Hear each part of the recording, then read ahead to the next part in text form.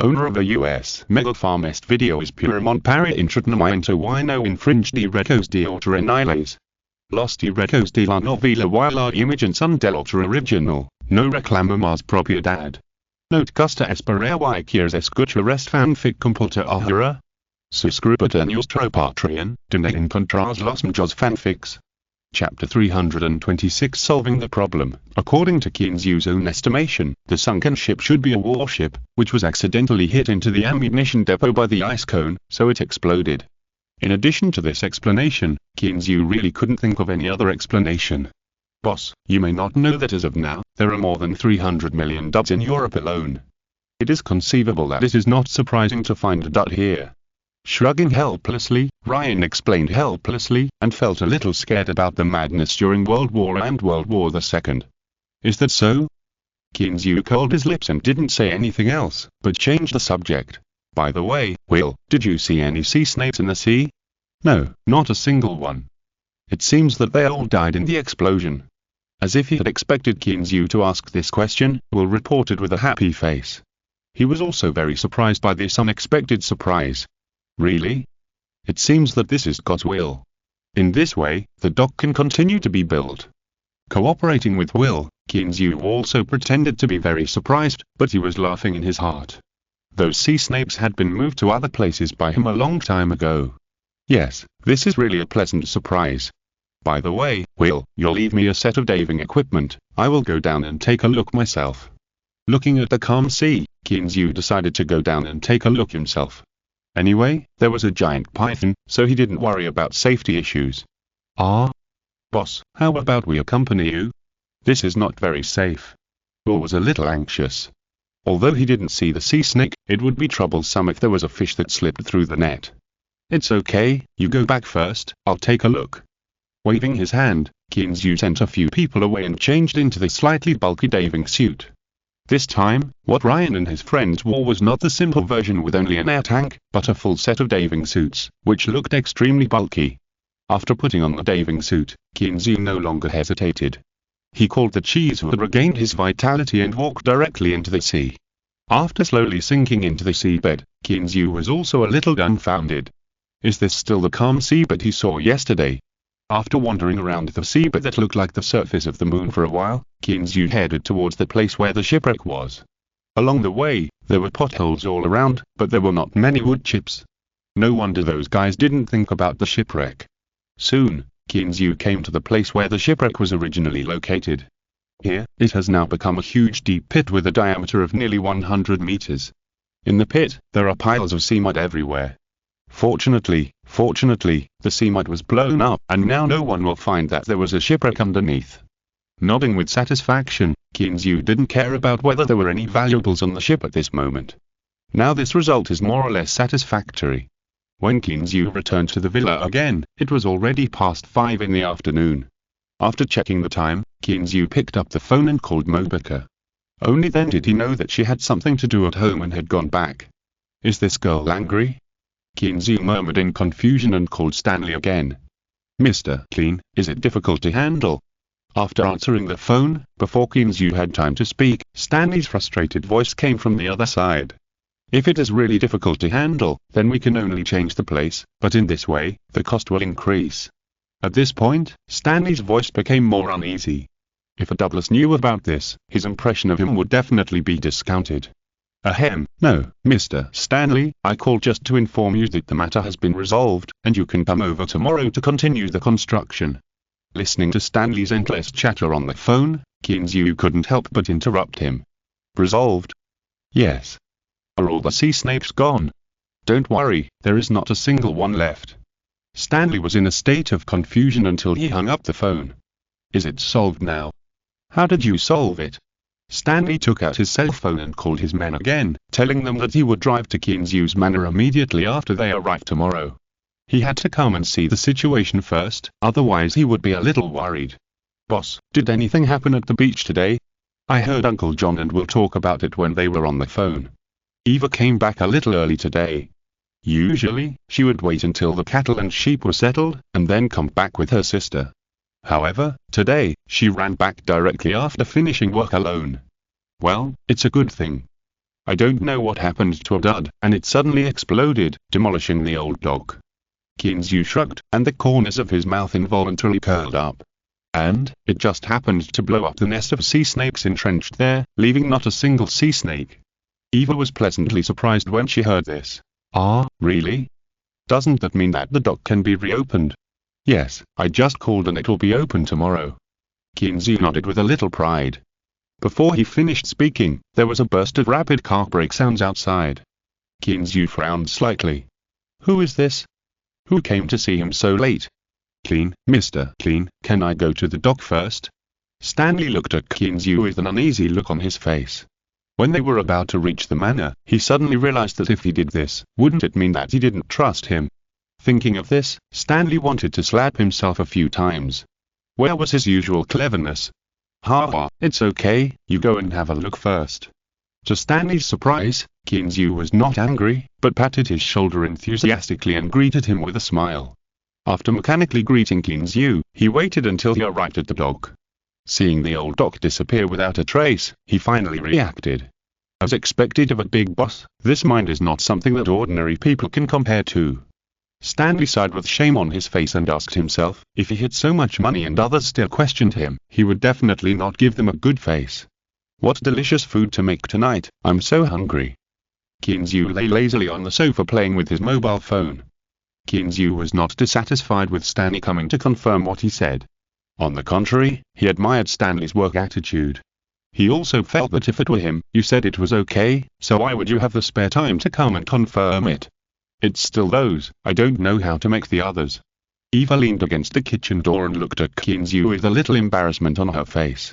She also admired Kinzu's craftsmanship, but she just couldn't learn it. Hey, Eva, you're back. Why didn't you tell me? I spent so much time looking for you. As she was talking, Dale pushed the door open and walked in, muttering to Eva with some dissatisfaction. Oh, sister, I forgot. Sorry. This time, Eva's face turned red. She rushed back to Dale after hearing the news. It was indeed a bit hasty. More chapters for the Prodigal Protector, 5/6, Chapter 327 Chain News Intention, please subscribe and reward. I really don't know what you're thinking about. Rolling her eyes helplessly, Dale didn't say anything else, she just lay down on the sofa and started teasing Dudu beside her. It's not to mention that this little rabbit is not so shy now. Even when facing Dale's teasing, the little guy still gave her a slap on the back of the head, and then continued to deal with the carrot in front of him. Hey, you little guy, have you forgotten who feeds you every day? This made Dale a little dissatisfied, this conscienceless little thing. This scene made Kinzu and the others laugh secretly. At this time, Dale didn't look a little cold. After dinner, Kinzu came to the second floor as usual, lay on the lounge chair, and looked at the sky full of stars that seemed to be within reach. After skillfully switching his thoughts to cheese, Kinzu controlled it and swam aimlessly in the sea. This time he came purely to brush up his proficiency, well, that is, the number of times required for upgrading. As long as he comes again tomorrow, the vision sharing can be upgraded. If I don't work, points will be a problem. Thinking of this, Kinzu couldn't help but stop.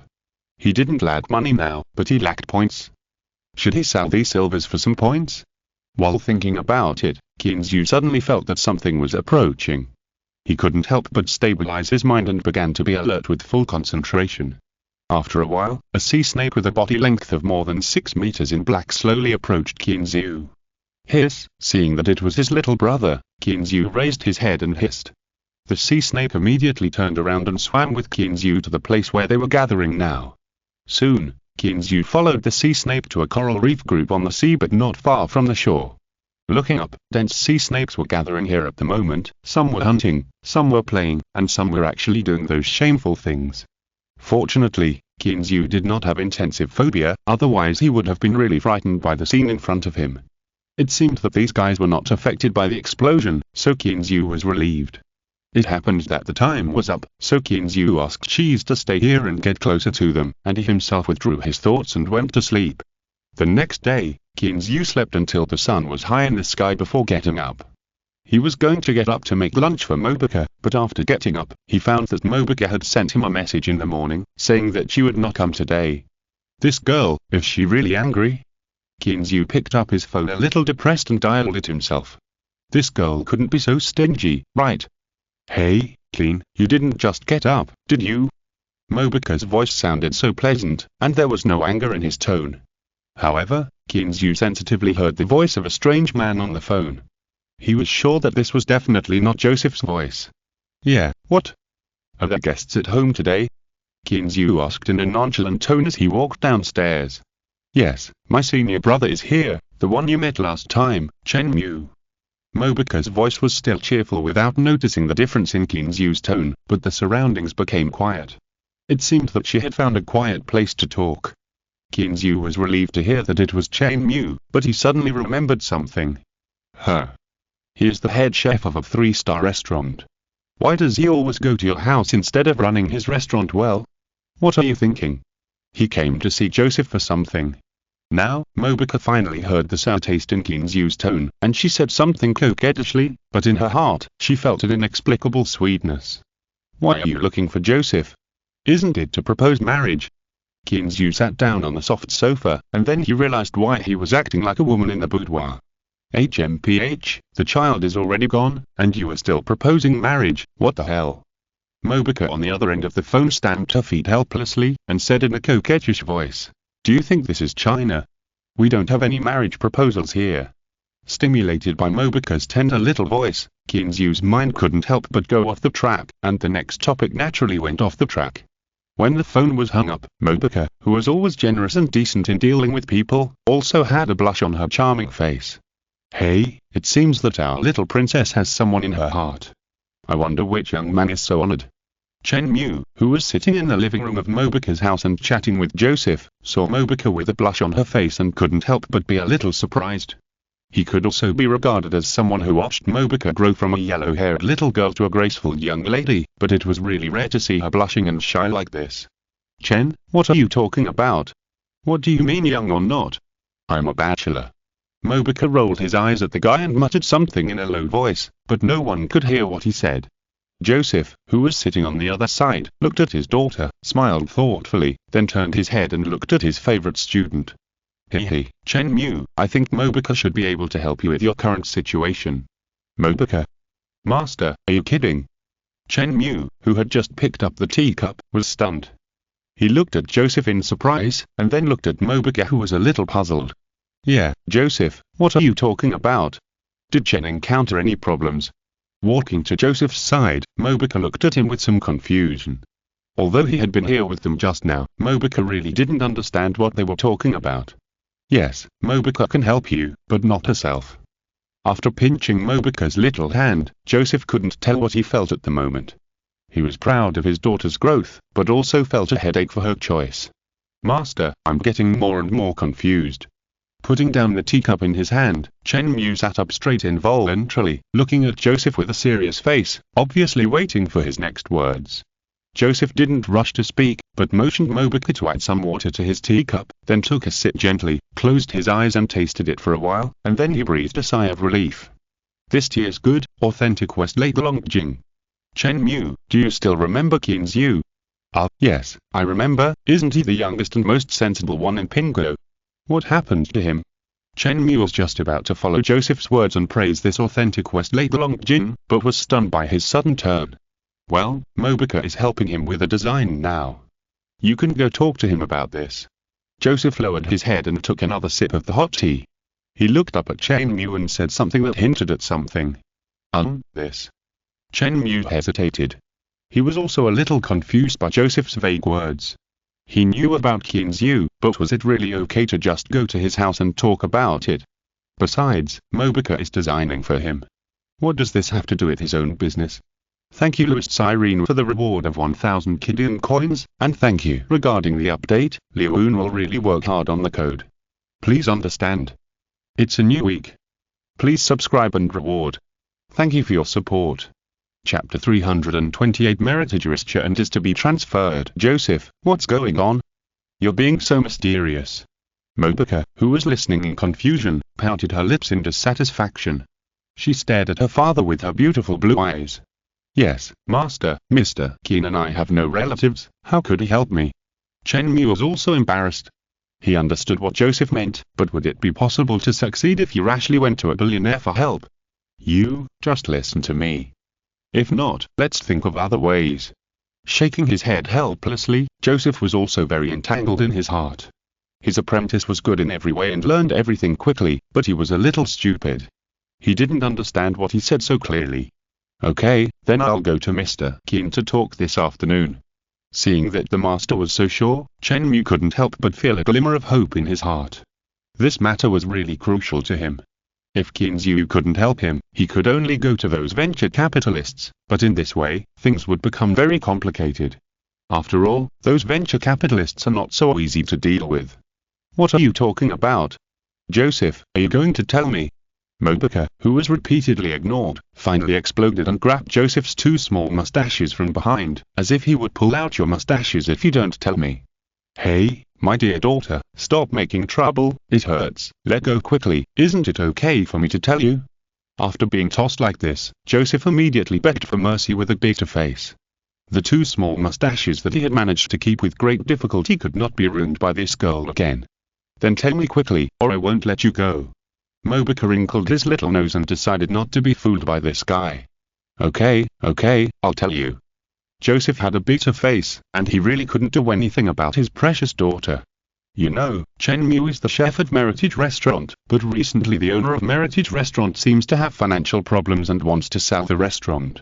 Joseph stopped talking here. He believed that Mobuka was smart and could guess what would happen next. You mean, Chen wants to take over this restaurant? Mobuka's sexy little mouth turned into an O shape, which seemed a little incredible. Yes, I want to take over this restaurant. Owning a restaurant of my own has always been my goal. Chenmu looked at Mobuka with clear eyes and a serious expression, indicating that he was not joking. But, Mobuka was completely speechless. That was a Michelin 3-star restaurant, one of the only 3 Michelin 3-star restaurants in Boston. Ha, do you think I'm a little whimsical? Chenmu's expression was a little self-deprecating. No, it's just that it will cost a lot of money. Mobuka waved his hands quickly. Although he was a little shocked, he didn't have any other ideas. Yes, so I came to ask the master for help, to see if there is anyone who wants to invest, I can form a partnership with him. Shaking his head with some entanglement, Chenmu picked up the teacup and took another sip. He was not worried that others would leave him alone. After all, the most important thing for a Michelin 3-star restaurant is the chef. So, you thought of Keen, but does Keen have so much money? Turning her head and staring at Joseph, Mobuka was a little confused. Does Qinzhou have so much money? Although she knew that Qinzhou had money, it was all fixed assets after all. If you want to invest in a Michelin 3-star restaurant, you don't have tens of millions or even hundreds of millions of dollars. It's a bit difficult to do. Ha, don't worry, Keen is definitely richer than you think. Laughing and shaking his head, Joseph looked at his silly daughter who was eaten by others and didn't know the details of others, and sighed slightly in his heart. Oh, then, I'll take you there this afternoon. I'm helping him with a design these days. Being stared at by Joseph's burning eyes, Mobuka felt as if all her little secrets were seen through by her father at a glance. She turned around uncomfortably and said to Chenmu on the side with a smile. Well, thank you, Mobuka. Chenmu nodded with a smile and stood up. Master hasn't tasted my cooking for a long time. Let me cook today and let Master see if my cooking skills have deteriorated. Joseph's family was full of joy, but Qinzhou was a little confused. Big hectares, little hectares, tell me the truth, who did this? Qinzhou pointed at the leather sofa angrily, and there were several holes that were obviously torn by sharp weapons. He glared at the two idiots who were pretending to be stupid and cute. Woo. Seeing Qinzhou's expression, Daha and her seemed to know that they were in trouble. They couldn't help but lie down in front of Qinzhou, constantly scratching his trouser legs with their 4 little paws, looking very cute. Stand up, you 2 little bastards, didn't I tell you? You were not allowed to destroy things at home. Ignoring the 2 idiots' coquetry and cuteness, Qinzhou directly got the 2 little guys up, staring at their rolling eyes, feeling very unhappy. Just after hanging up the phone and going downstairs, he saw the 2 idiots lying in the corner of the sofa and playing. He was originally very excited and wanted to join in the fun.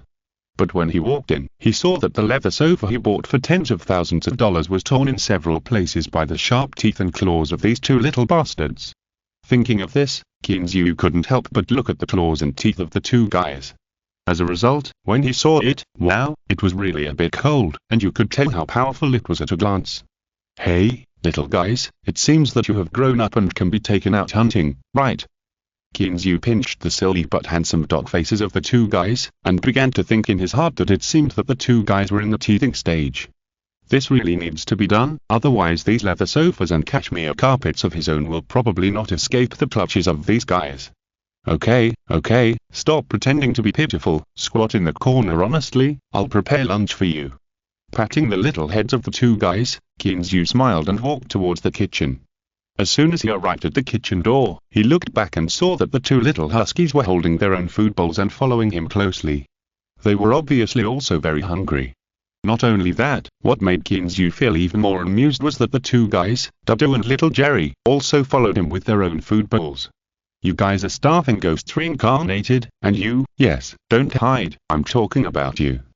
Kinzu walked over and tapped Little Jerry's head. It's fine if others follow, but why are you, a little guy who has too many snacks to finish every day, following too? Are you here to join in the fun?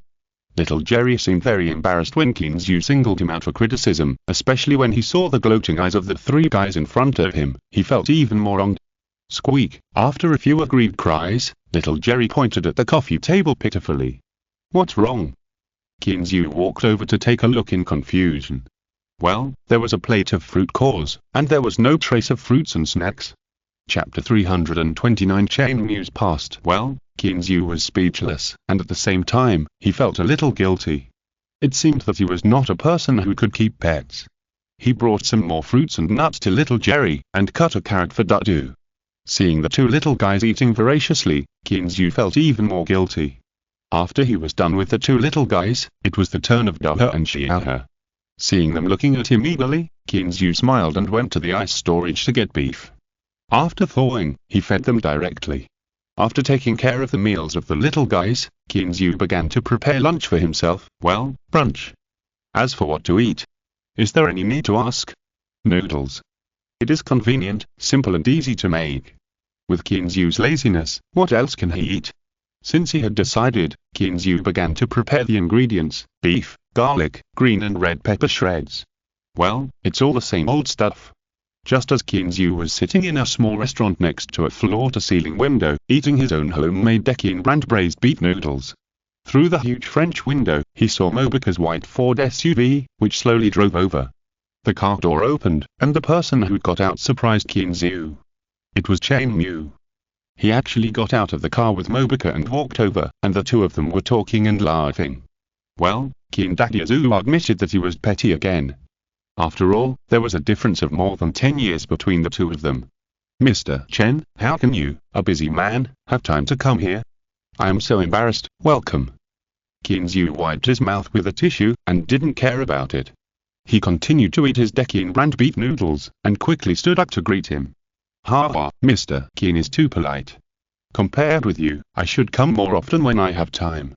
After all, he was asking for help, so Chen Mu was very humble, not as casual as the last time they met. I say, Clean, are you going to let us stand outside and talk? Mobika stamped her feet coquettishly, looking at the two polite men in front of her. She felt that the two guys were very hypocritical. Yes, I'm wrong. Come, Mr. Chen, come, please come in. Kinzu patted his head with a smile, and quickly pretended to have just reacted, and welcomed Mobika, who rolled his eyes, and Chen Mu, who was smiling, into the house. Ah, Clean, you're eating this for lunch? Why don't you cook something? As soon as he entered the door, Mobika saw Kinzu's big bowl that was as big as his head in the small restaurant by the wall, and the Tycoon brand beef noodles in the bowl. Before Kinzu had time to speak, Chen Mu, who was standing by, also looked over along Mobika's line of sight, and was immediately a little stunned, and some indescribable taste in his heart. Who is this person in front of him? The youngest board member of Pingo. What is Pingo? It is the company with the highest market value in the world, no one else. But, such a super rich man only eats such simple noodles for lunch. Is this thrifty? Or stingy? At this moment, Chen Mu's heart once again felt uncertain about the purpose of coming here today. Even if Kinzu has so much money, with his current stinginess, would he be willing to invest a large sum of money? You know, I'm a lazy person, so I'm just making do. Come, do it here. Kinzu smiled and welcomed Mobika and the others to sit on the sofa on the side. For him, he had a bowl of Tycoon brand homemade beef noodles at noon, but he didn't think there was anything wrong. This bowl of beef noodles was already very good for his previous life. You know, when he was at work, he occasionally went out to eat. At the time, a bowl of beef noodles was also enough. Moreover, it was called beef noodles, but the knife skills of the beef were really comparable to those of a master. Each piece of beef was as thin as rice paper, and each bowl did not exceed 5 pieces of beef. Sometimes, when there were 6 slices of beef in the bowl, Qinzhou felt that he had gotten a great deal today. It is conceivable that for Qinzhou, this bowl of beef noodles with more beef than noodles was a luxury. How can you be so lazy? You don't even want to cook for yourself. If you don't want to, you can ask Sister Eva to come and help you. How can you eat this every day? After hearing Qinzhou's words, Mobica looked at him speechlessly. Why didn't she notice that you were so lazy? At the same time, she felt a little sweet and happy in her heart. It was this lazy guy who made a sumptuous lunch for herself every day at noon 2 days ago. This also proved that this guy was really good to herself. Ha, it's okay, just deal with it casually at noon. After chuckling and comforting Mobica, Qinzhou looked at Chen Mu beside him and asked with a smile, Mr. Chen, why are you here today? Oh, there is something I want to discuss with Mr. Qin. Chen Mu looked at the 2 people in front of him in a strange way, who seemed to be flirting. In his heart, he suddenly understood a little about what his master said. It seems that the relationship between his master's daughter and Qinzhou is not ordinary. Oh? Mr. Chen, tea or coffee? Qinzhou felt a little uncomfortable under Chen Mu's burning eyes, and he couldn't help but stand up and ask politely. Mr. Qin, do you have tea here too? Did you bring it from China? Chen Mu was suddenly awakened by Qinzhou's change of subject. He was asking someone to do something, not to catch someone's handle.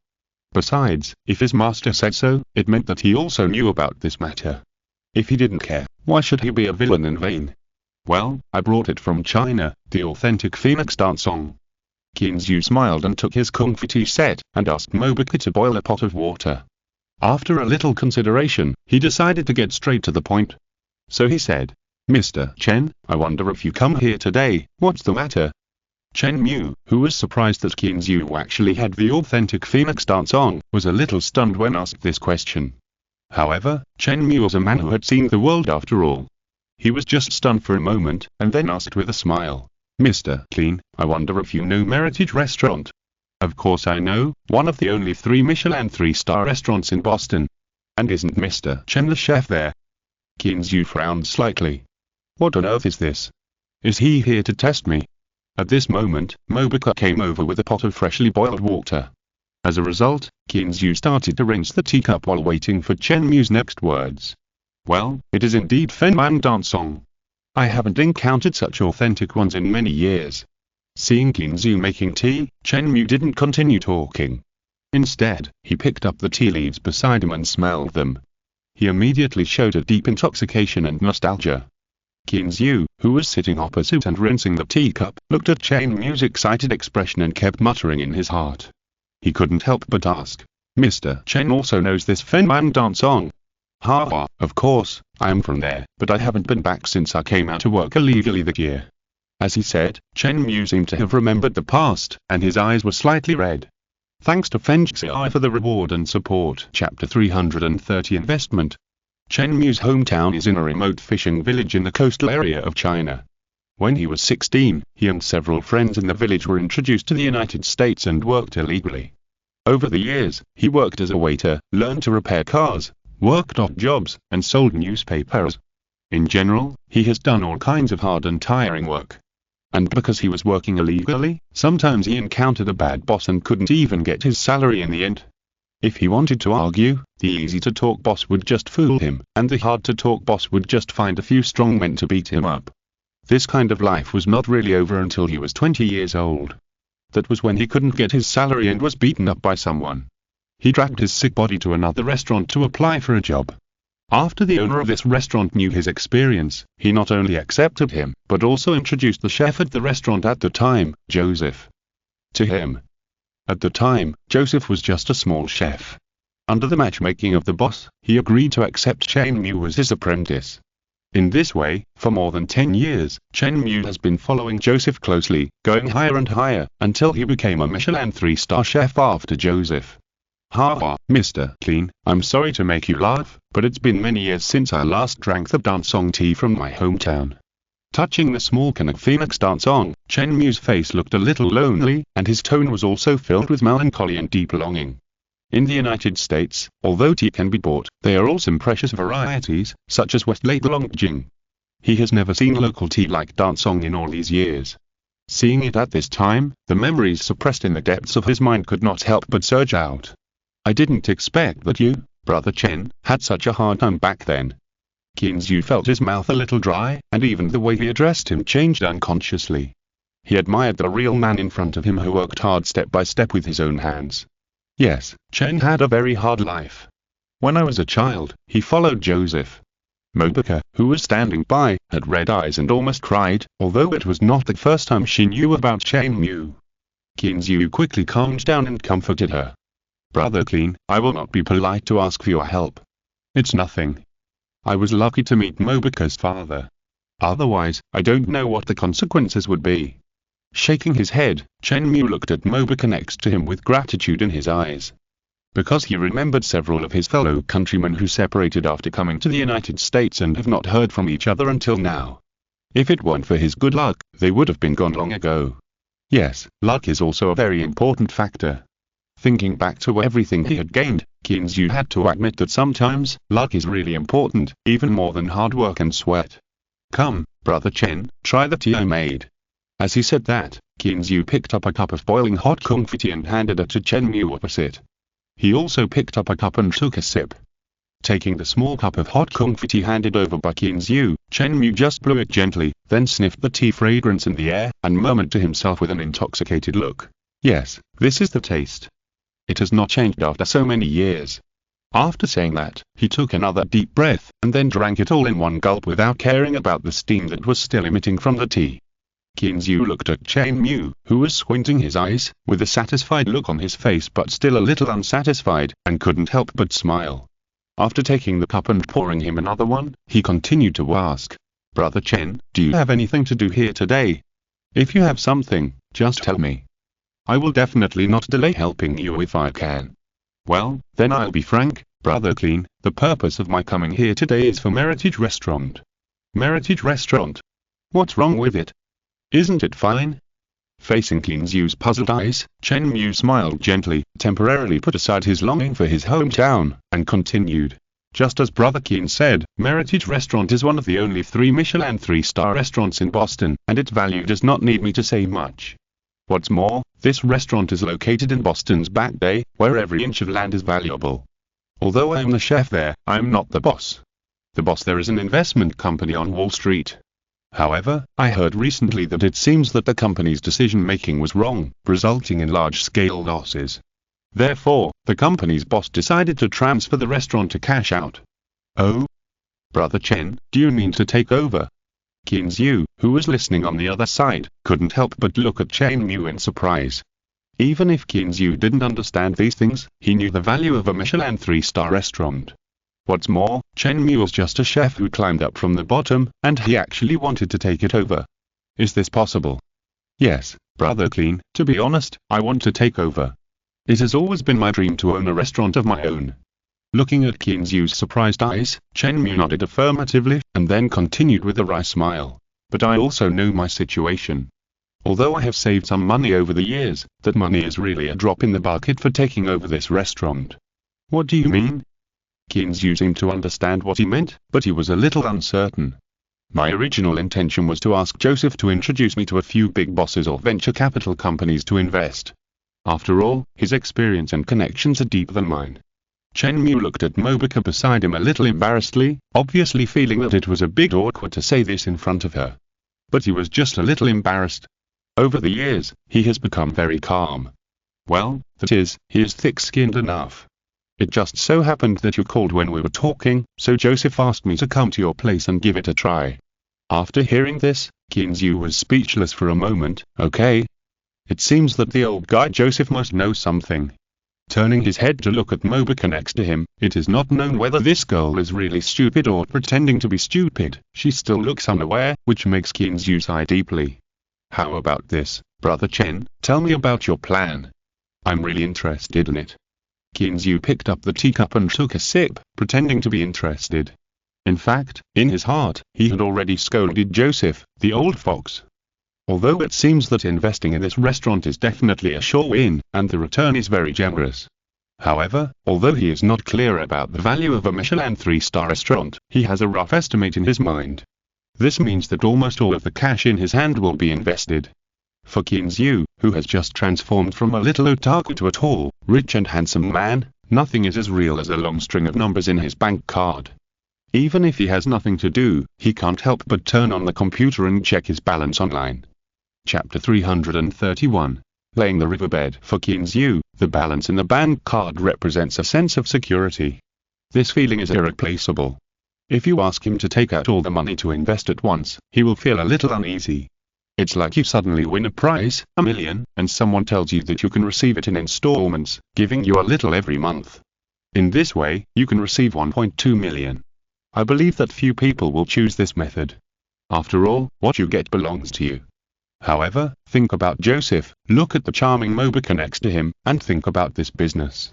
It can really be regarded as giving him money, so he is ready to listen to what Chen Mu says.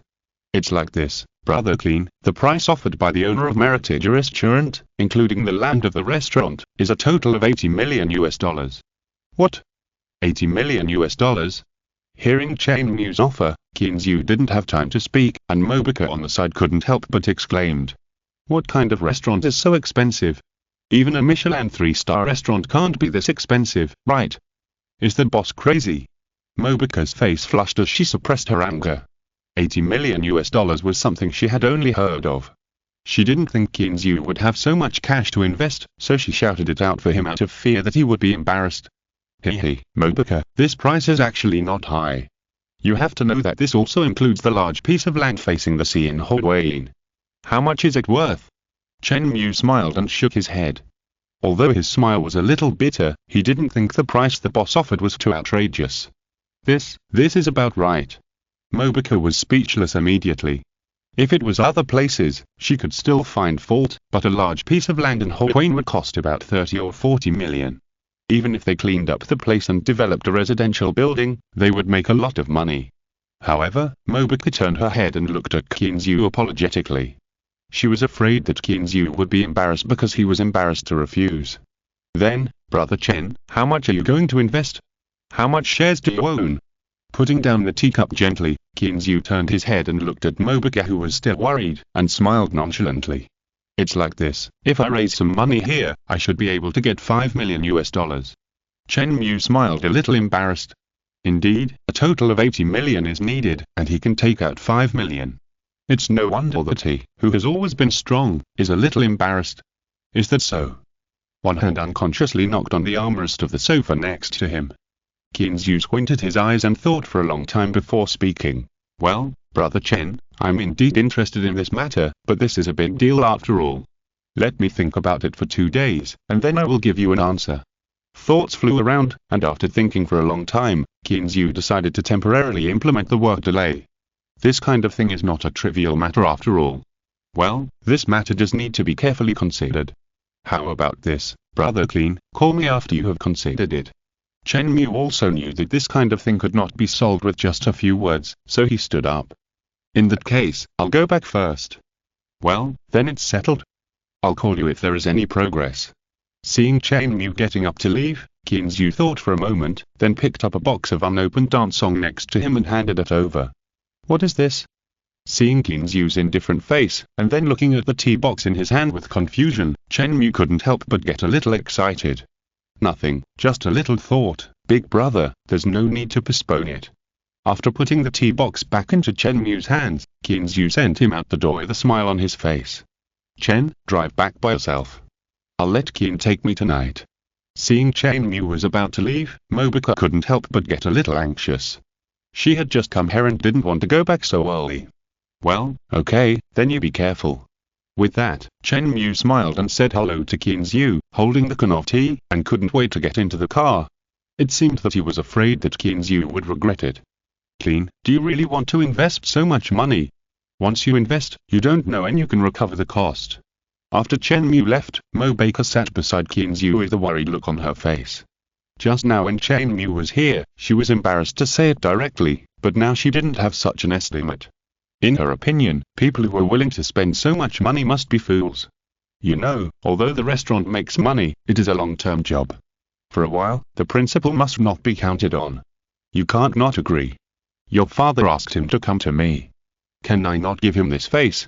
Looking at the cute and lovely face next to him, Kinzu couldn't help but pinch it gently with his hand.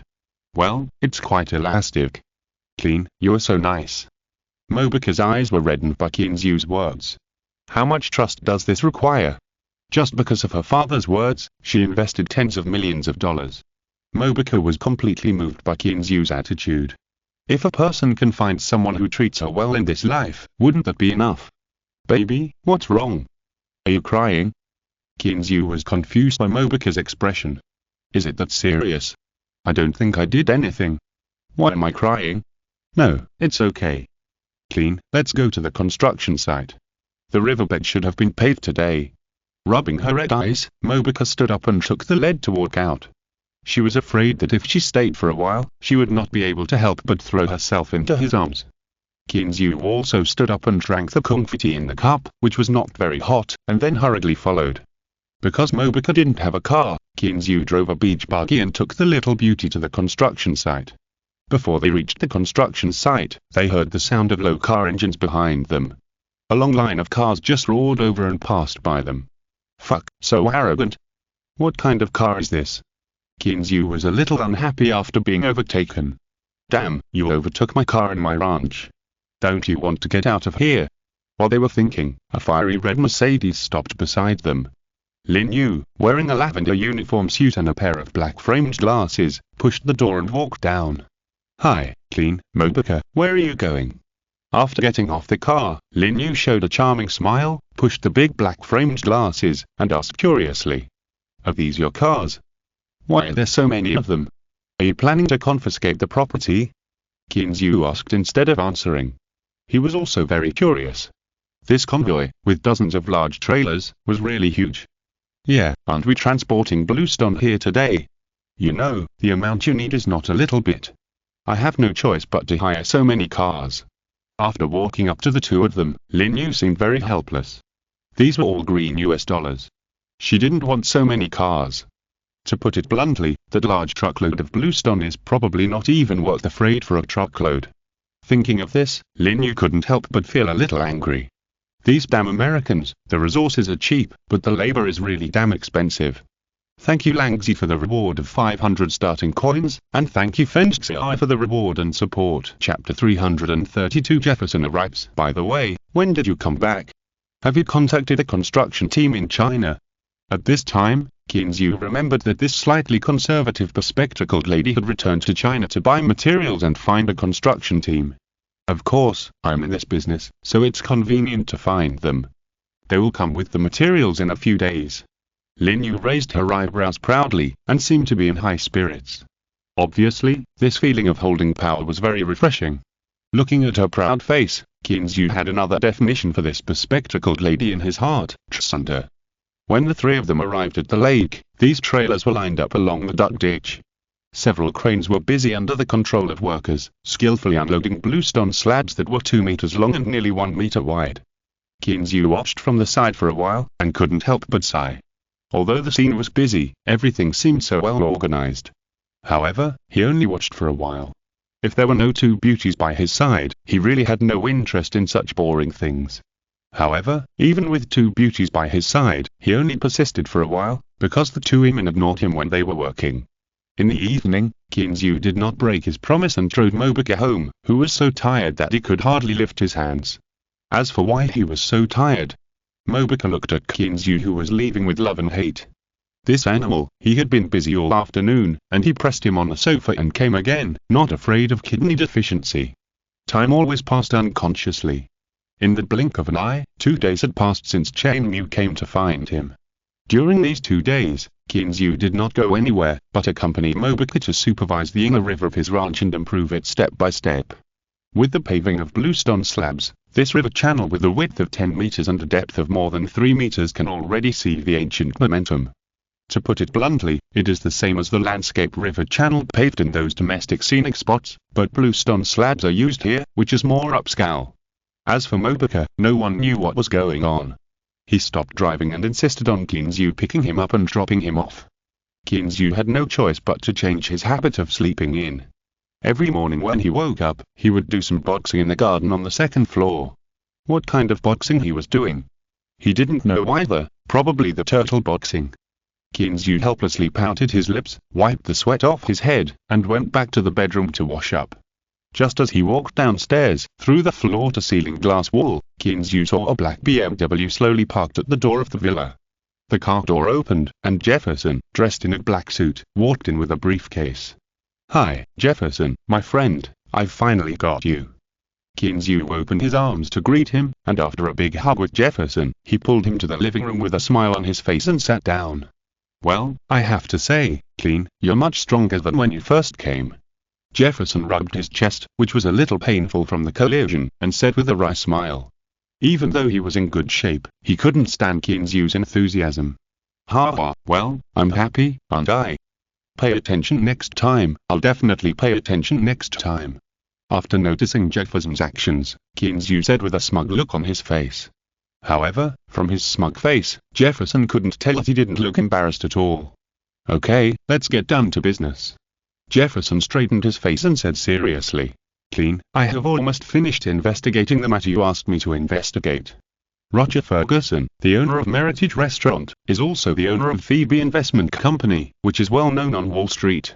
However, due to problems with some of Phoebe's investments recently, it has become difficult to operate, so Roger Ferguson intends to sell this restaurant to raise cash. Since Phoebe's business is not doing well, why not sell it? Why sell a restaurant that lays golden eggs? These are what Kinzu is most confused about, and they are also the key points for Jefferson to investigate. He is a little confused.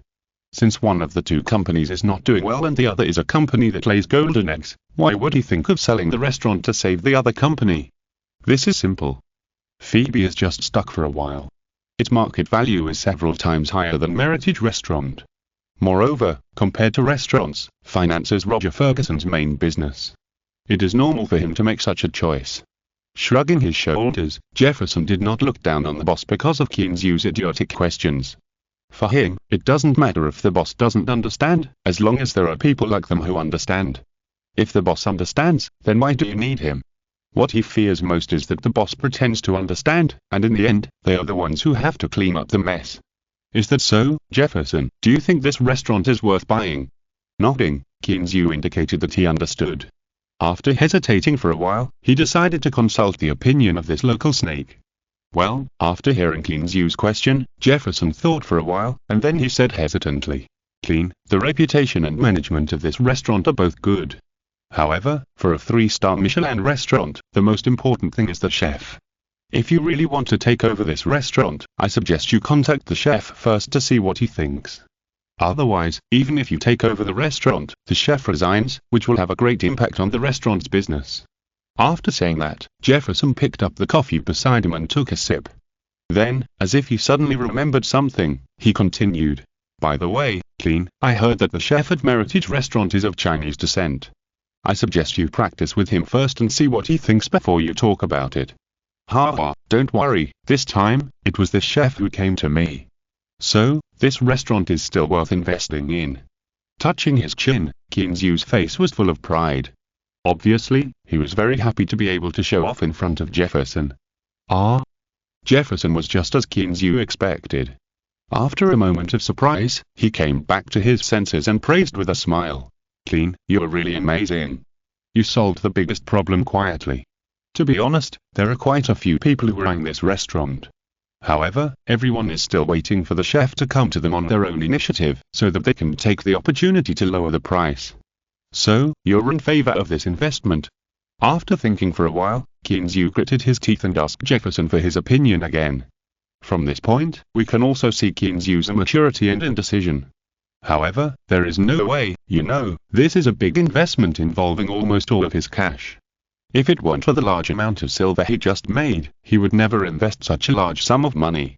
Of course, Clean, as long as you stabilize the chef, This restaurant will definitely be a treasure trove, and the daily turnover will be considerable. Nodding sharply, Jefferson once again gave Kinzu confidence. Besides, even if the restaurant is not successful, that piece of land in a prime location in Back Bay can be worth a lot of money. Chapter 333 Chain News Conditions. Fuck. Kinzu couldn't help but roll his eyes. What did this guy mean? Did he not think highly of this restaurant? Jefferson seemed to feel that his words had a counter effect. He touched his nose awkwardly and explained, "Well, I mean, that piece of land is also valuable." "Okay." Kinzu waved his hand.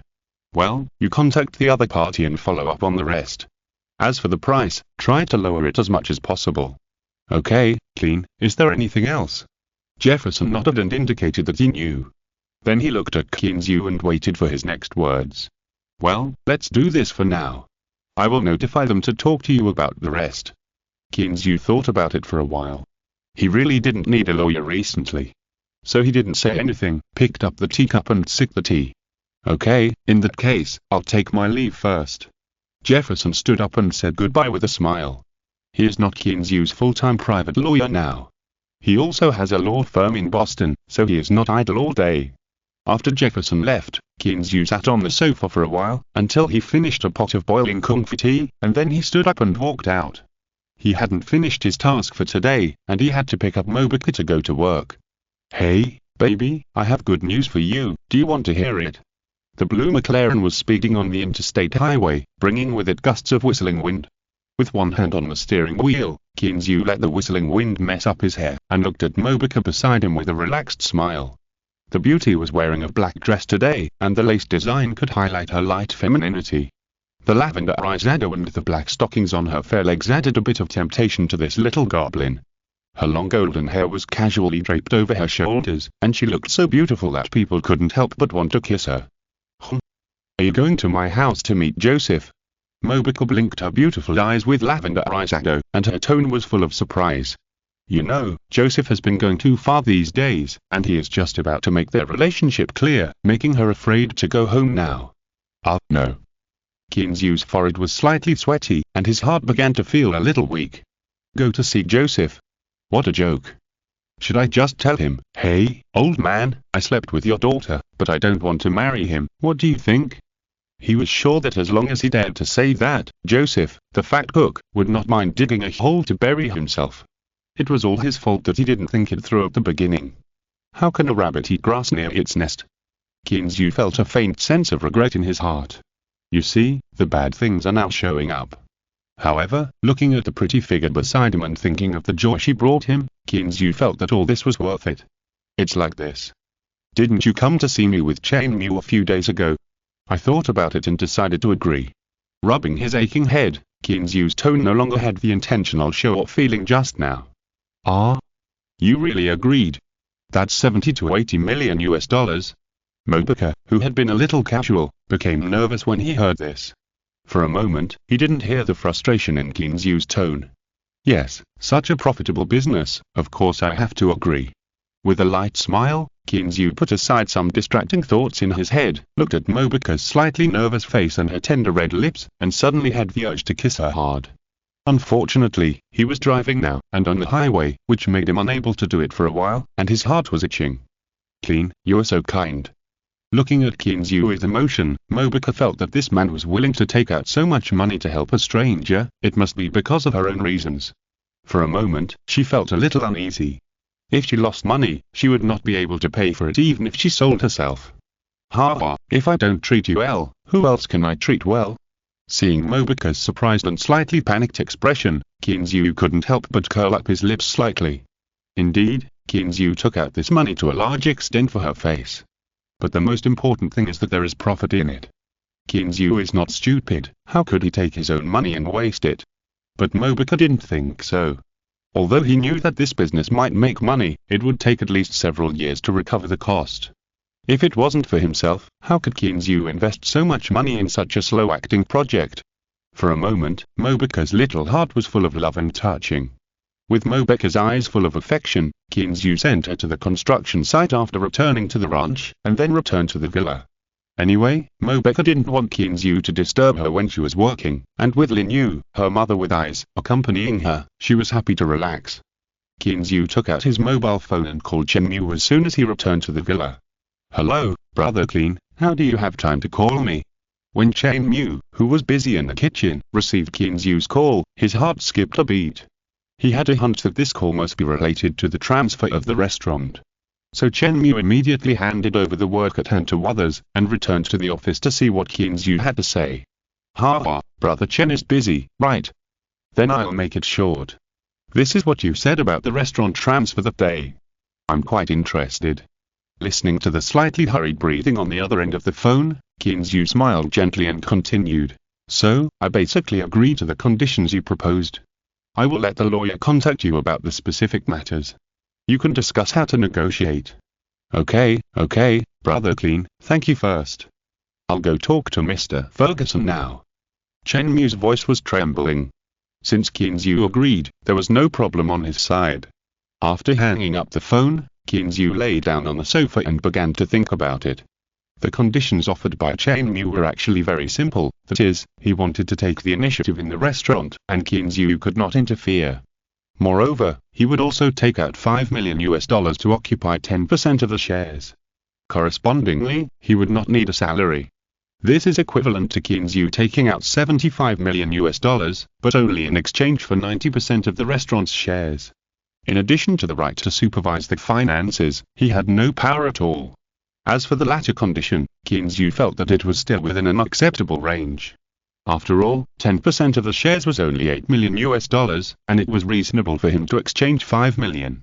So Qinzhu hesitated for 2 days and decided to agree to this condition. First of all, and most importantly, Qinzhu is very lazy, and he can't have the time to manage a restaurant.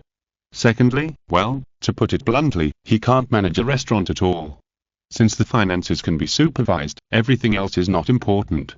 After handing the matter over to Jefferson and Chen Mu, Qinzhu no longer worried about it. He just waited for the contract to be signed and the payment to be made. Qinzhu believed that these two people would definitely give him a satisfactory answer. Thanks to Feng Xiai for the reward and support, and more chapters for the Prodigal Protector, 6/6 CSS Kushanda Western Novela on Canal Distinta Mundo Fanfic Novelas, Significat Lo Descarga and Y Subir and Sinisfuetzos Invitamos Cordialmente Visitar Nuestro Canal. Mundo Fanfic Novelas all encontradas la versión original de esta historia y podrás explorar muchas otras novelas de diversos narradores. Te esperamos para sumergirte en un mundo de novelas incredibles. Chapter 334 Danny Lester. In fact, these two people did not disappoint Qinzhu. Just 2 days later, he received a call from Jefferson. "Clean, the deal has been settled. Roger Ferguson, the owner of Meritage Restaurant, agreed to sell the restaurant, including the 2 acres of land and 1 acre of sea area, to us for a total price of $79 million.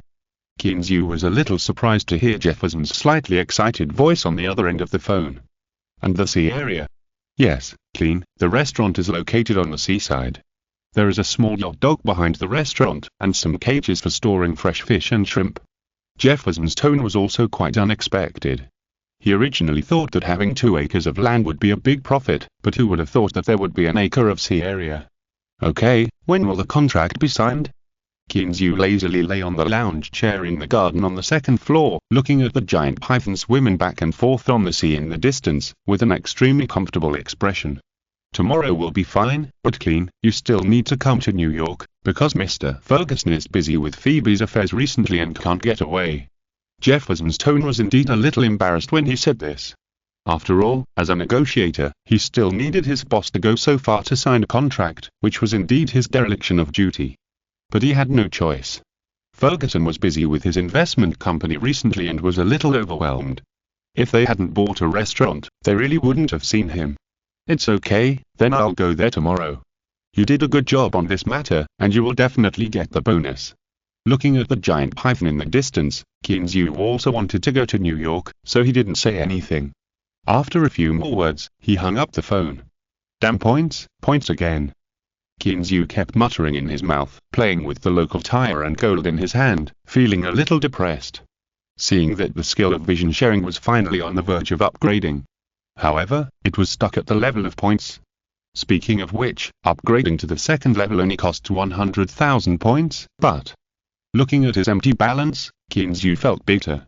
He had already decided to go to New York to find Doug and find a way to deal with this batch of silver. Just as he was thinking about these things, he suddenly saw two beautiful figures in the distance, riding on horses, approaching the villa quickly. Hey, why are these two girls here now? Is there something wrong? Looking at the two familiar pretty figures, Kinzu's heart couldn't help but jump, as if something bad had happened.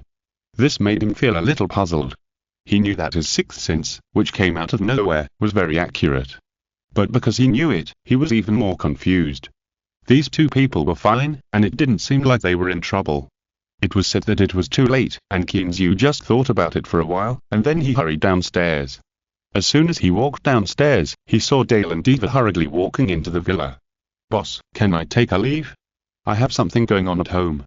As soon as she saw Kinzu, Eva's tense expression suddenly relaxed a little. However, after thinking about the call she just received, she opened her mouth and started talking. "What's wrong? What happened?" Kinzu didn't care whether they asked for leave or not.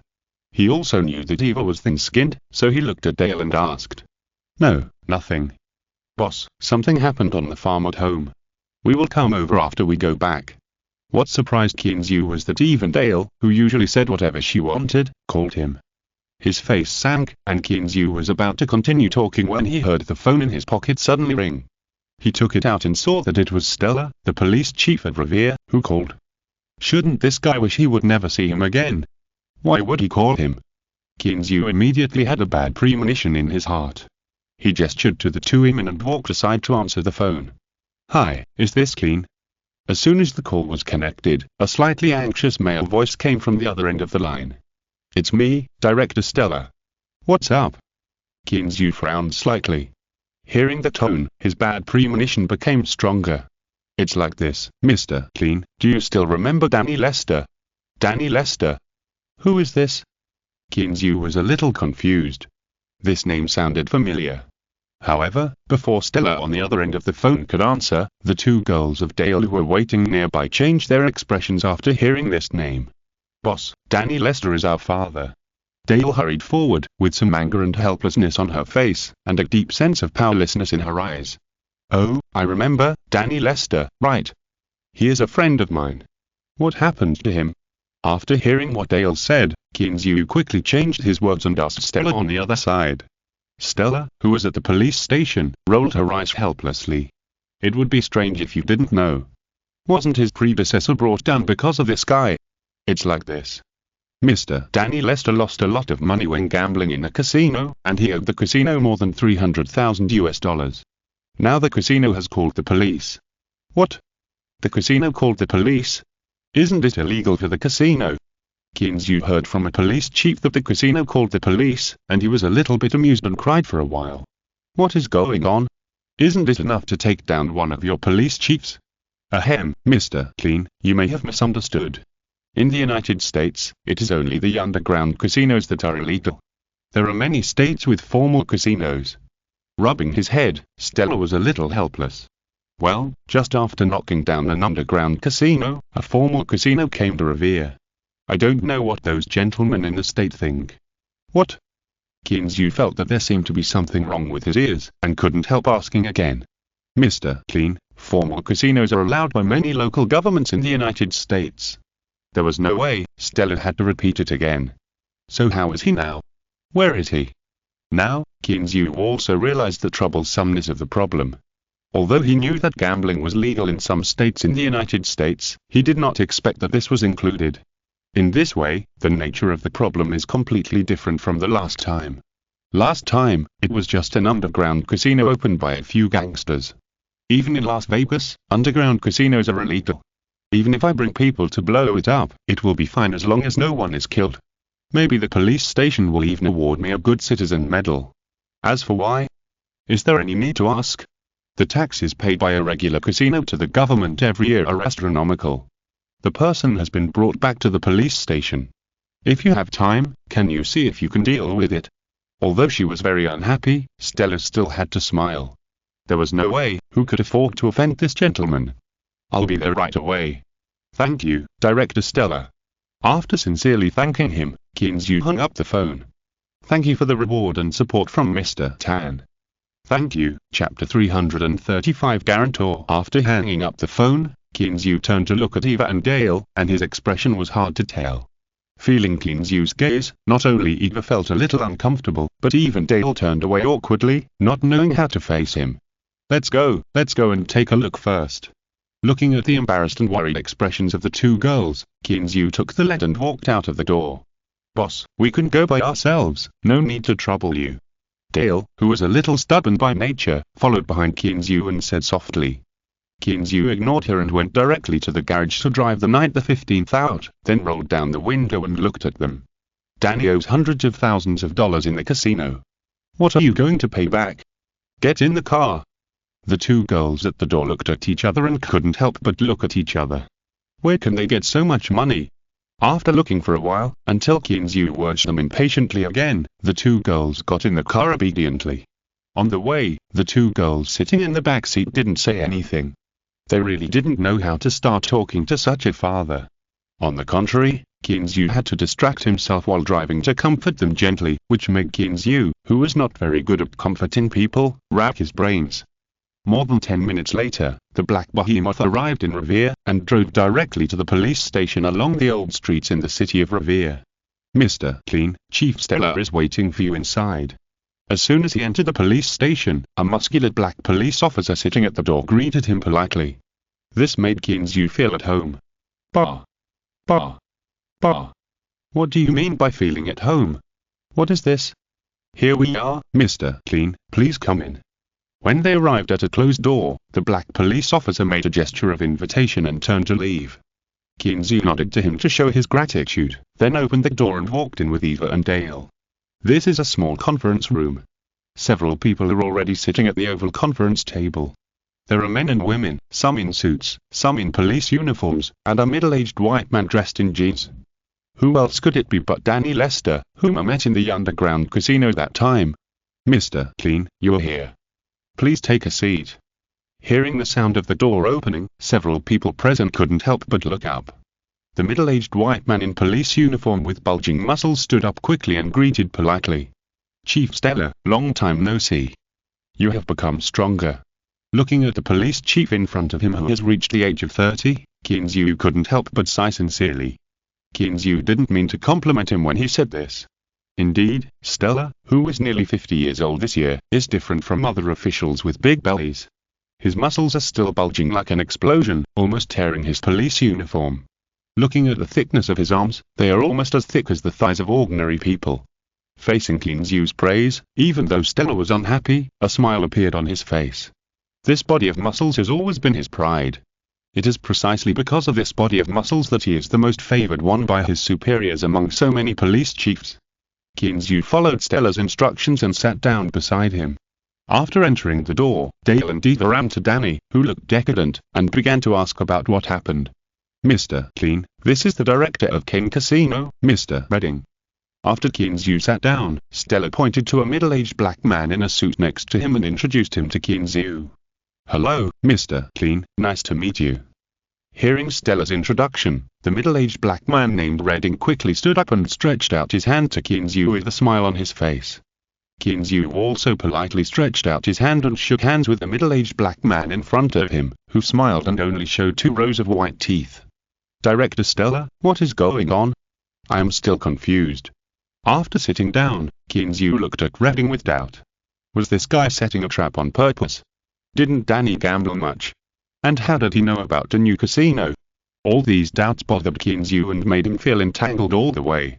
It's better not to let me know that you are setting a trap, otherwise I will deal with you. Looking at the black man named Redding who was smiling with 2 rows of white teeth in front of him, Kinzu couldn't help but think secretly in his heart. At the time, should I find a few chrysanthemum lovers or a few old and ugly special workers? Thinking about it, Kinzu's mouth corners couldn't help but curl up slightly, revealing a weird smile. The middle-aged black man named Redding opposite him couldn't help but tighten his chrysanthemum, and his hands subconsciously wanted to protect it. However, he only stretched out his hand halfway, but he immediately reacted.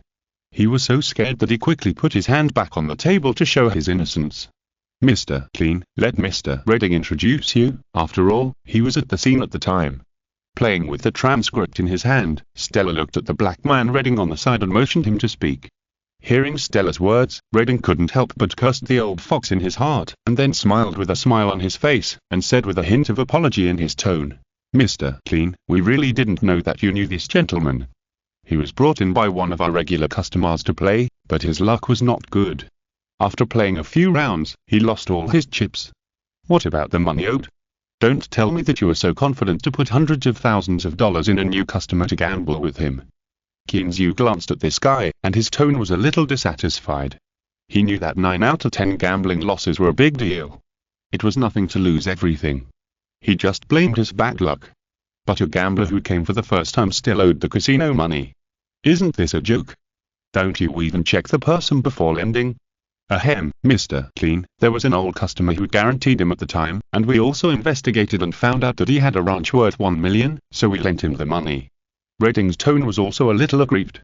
Who wouldn't check the person before lending money? I just didn't expect that there was a big Buddha like you behind him. What about the guarantor?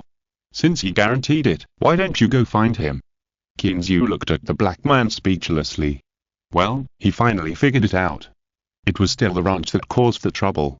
With an acquaintance guaranteeing him and a ranch, lending him only $300,000 was considered a small amount. The guarantor also lost everything, thanks to Fengxiai and Xiaowei Holdingzi for their support. Chapter 336 Dale's Decision, Subscription Request. Looking at Redding with a bitter face, Kinzu was completely helpless. With your level, you still want to open a casino. But he didn't know that Redding was also wronged. That kind of grievance was not much different from Doi. He didn't want to borrow money at first, but after a familiar customer repeatedly assured him and Danny took out the deed of the ranch, he agreed to lend it to Danny. However, to his surprise, he didn't know if Danny was too unlucky, and he kept losing for several days in a row. After a few days, without paying attention, the borrowed money reached $300,000. Moreover, he kept losing and had no intention of turning the tables. Seeing this situation, Redding was happy instead, and took the IOU to find Danny, who looked ashen. After all, the ranch was worth at least $1 million, and the ranch market was still rising recently. This deal was enough for him to make a fortune. Just as he was preparing to take over the ranch with his younger brother, one of his younger brothers suddenly ran over with a panicked look and whispered a few words in his ear. Seeing that he was in a panic, Redding was about to scold him, but when he heard his report, he was dumbfounded. What? You said it was because of him last time. Looking at the new little brother, Redding's face turned blue and purple, and it was even more uncomfortable than accidentally eating something.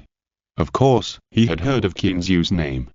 Before coming here, the big boss specially gave him a list of people who should not be offended in this area, and Kinzu was ranked first.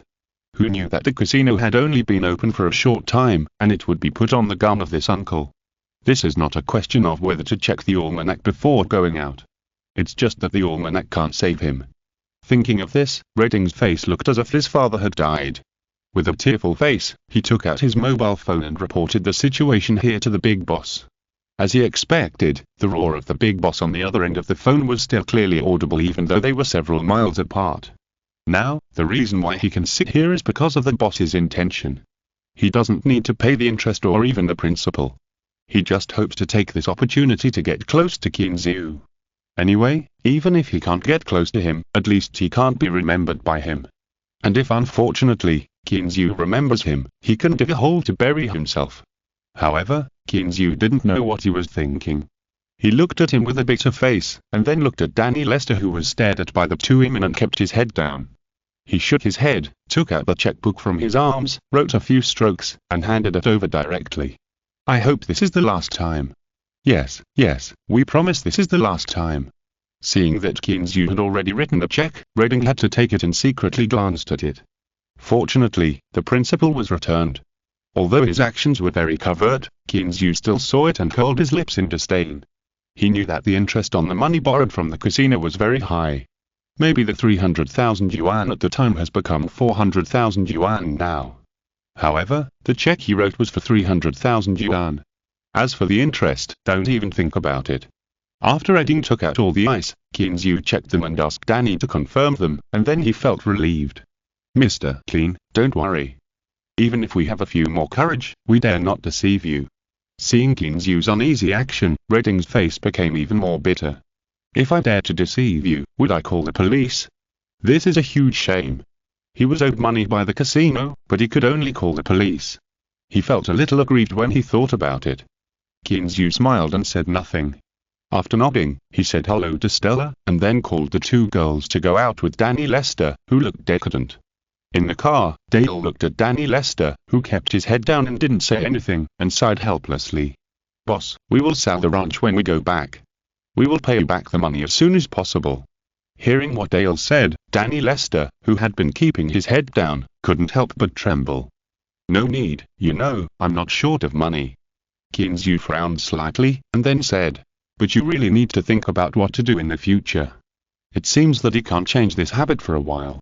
Hearing this, Dale opened her mouth and wanted to say something, but she didn't say anything. "Yes, what should we do in the future? According to this situation, the ranch will change hands sooner or later. Is it that I have to stare at him all the time?" Rubbing her head with a headache, Dale swore that even in the face of gunfire, she had never been so troubled. For a moment, the small space in the car fell into silence.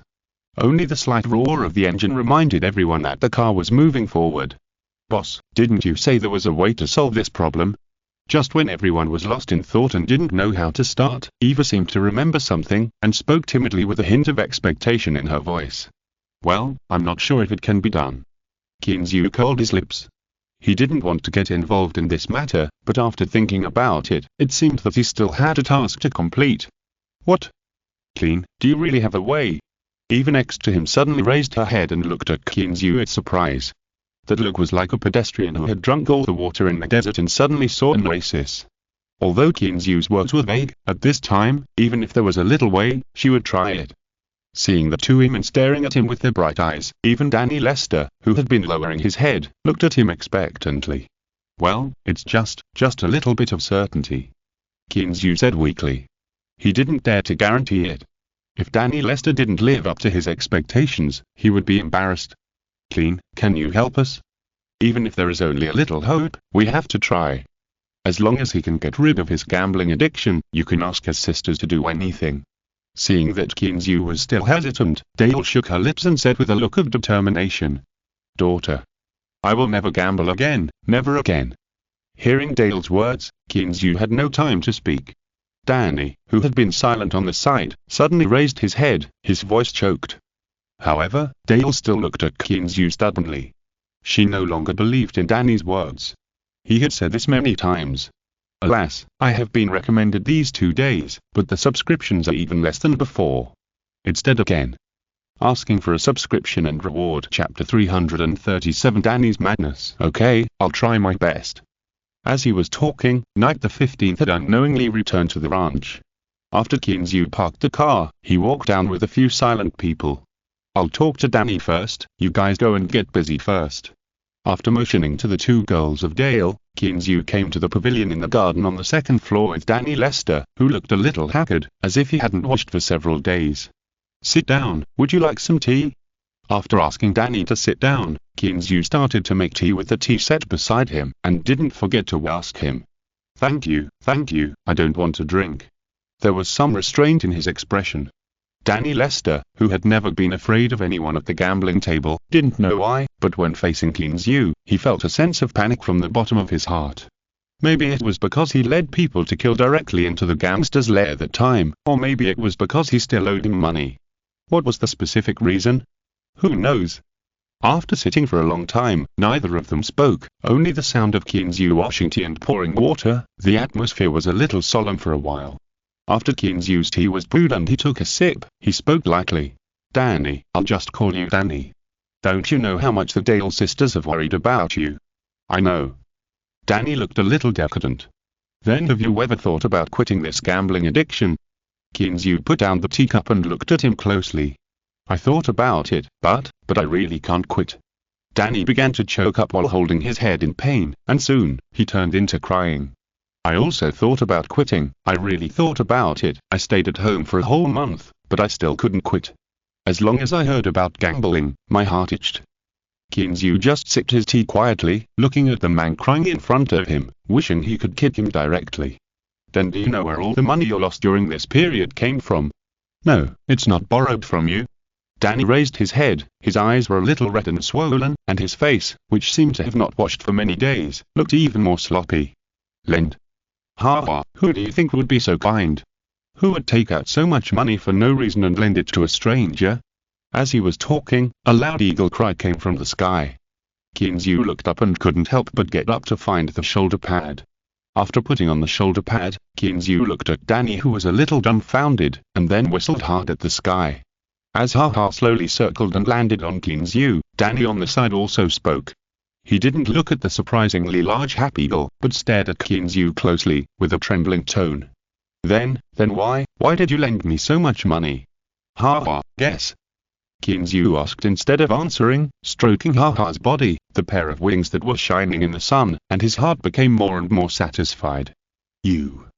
No, Dale wouldn't do that, and Eva wouldn't do that either. Danny squatted down with his head in his hands. He couldn't believe his ears. Kinzu asked him to guess, but was there any need to guess? Two helpless women, what was there that was worthy of Kinzu, a billionaire? It is said that the richer the person, the stingier he is. Kinzu is so rich that he could spend so much money to save him. What did his two daughters do? This seems to be self-evident. I'm going to kill you, I'm going to kill you. Danny raised his head like a madman and rushed directly towards Kinzu, with something called madness flashing in his eyes. Cry. Cry. Cry. Several loud eagle cries sounded in succession. Ha-Ha stood on Kinzu's shoulder, with his wingspan of more than 3 meters still spread out, tilting his head and shouting wildly at Danny. If Kinzu hadn't been comforting him, this guy would have rushed over impatiently at this moment. Because, its other half, Pape, had already jumped on Danny before it. Pape, who was standing on the pavilion, kicked his powerful legs and pounced directly at Danny when Danny pounced on Kinzu. In midair, the wings with the wingspan of 3 meters spread out leisurely and slapped directly at Danny. And the powerful legs arrived soon after, grabbed Danny's clothes and pulled him to the side. What made Kinzu a little stunned was that Pape actually lifted Danny up. It was not until he was about 1 meter off the ground that Danny fell down because his t-shirt was torn. Fuck, this guy is so powerful now. Although Danny's body is not as strong as Europeans and Americans, but a little thing, he still weighs more than 100 pounds. He was actually lifted up by Pape. How strong is this guy's grip now? He looked at the Ha-Ha on his shoulder curiously. This guy was a little dissatisfied because Kinzu was pressing on him. Clean, Mr. Clean, I beg you, please let them go, please let them go. On the ground, Danny, whose t-shirt was torn, didn't care about being knocked unconscious, and knelt on the ground and kowtowed to Kinzu. At this time, in Kinzu's eyes, this man with the vicissitudes of life and a sloppy face looked like a father. At least, he didn't start to beg for money just because his daughter hooked up with a rich man. His first reaction was to kill Kinzu regardless of the consequences, so as to get his daughter out of the clutches. Kinzu was not angry about Danny's behavior. Not to mention that Kinzu's skills were not comparable to his. Even if he was accidentally injured by this guy, he was sure that the giant python would arrive within a minute. On the contrary, Danny's behavior made Kinzu decide to help him. If he was shameless to make friends, even if Dale's conditions were tempting, he would not help such a person. Because such a person is hopeless. That depends on your performance. Ignoring Danny, Kinzu just returned to his seat and continued to taste the kung fu tea with the rich tea aroma. You said, Mr. Clean, you said, as long as I can do it, I will do it. Although he was still kneeling on the ground without any backbone, Danny's eyes were more determined than ever before. That look moved Kinzu a little. Danny, why do you like gambling so much? Are you short of money? Looking at Danny, Kinzu was indeed very curious in his heart. What is the reason why these gamblers like gambling so much? Logically speaking, Danny's family is not short of money. Compared with many people, he is still rich, but why is he addicted to gambling? Thanks to Fengxi, Xini and Lai Kong and Tuo for their rewards and support, and thanks to Langzi for his 500 starting coins. This week, I hope that book friends will support me in the recommended position. Chapter 338 Danny Lester's Transformation. Why? Hearing Kinzu's question, Danny Lester's eyes flashed with confusion, and his tone was a little erratic, as if he was answering Kinzu, but also seemed to be asking himself. I don't know why. It's just that my heart itches when I hear about gambling. Moreover, when I arrive at the casino, I feel very excited and thrilled. After thinking for a long time, Danny Lester slowly spoke, recalling his crazy look in the casino. It seemed that this was the reason, right? Do you feel very excited? Reaching out and touching his smooth and beardless chin, Kinzu looked at him thoughtfully. Danny Lester didn't answer, and he didn't know what to say now. Time seemed to stand still at this moment, and the air solidified. After a long time, just when Danny Lester was about to be unable to bear the pressure contained in Kinzu's eyes, Kinzu finally spoke again. Okay, go downstairs and wash up first, and go to New York with me tomorrow. New York? Then Eva and the others, Danny Lester seemed to be hesitant to speak. He didn't care where Kinzu took him. He was just a worthless person now. What he was mainly worried about now was the problem of his daughter. Danny Lester wanted to ask, what would Kinzu do to let his daughter go? However, when he opened his mouth, his throat seemed to be blocked by something. No matter how hard he tried, he couldn't say anything. Then it depends on your performance. Okay, you go down first. After saying that, Kinzu waved his hand casually, without looking at him, but picked up the phone to call Eva. He knew that the two women must still be downstairs now, and they couldn't leave so easily.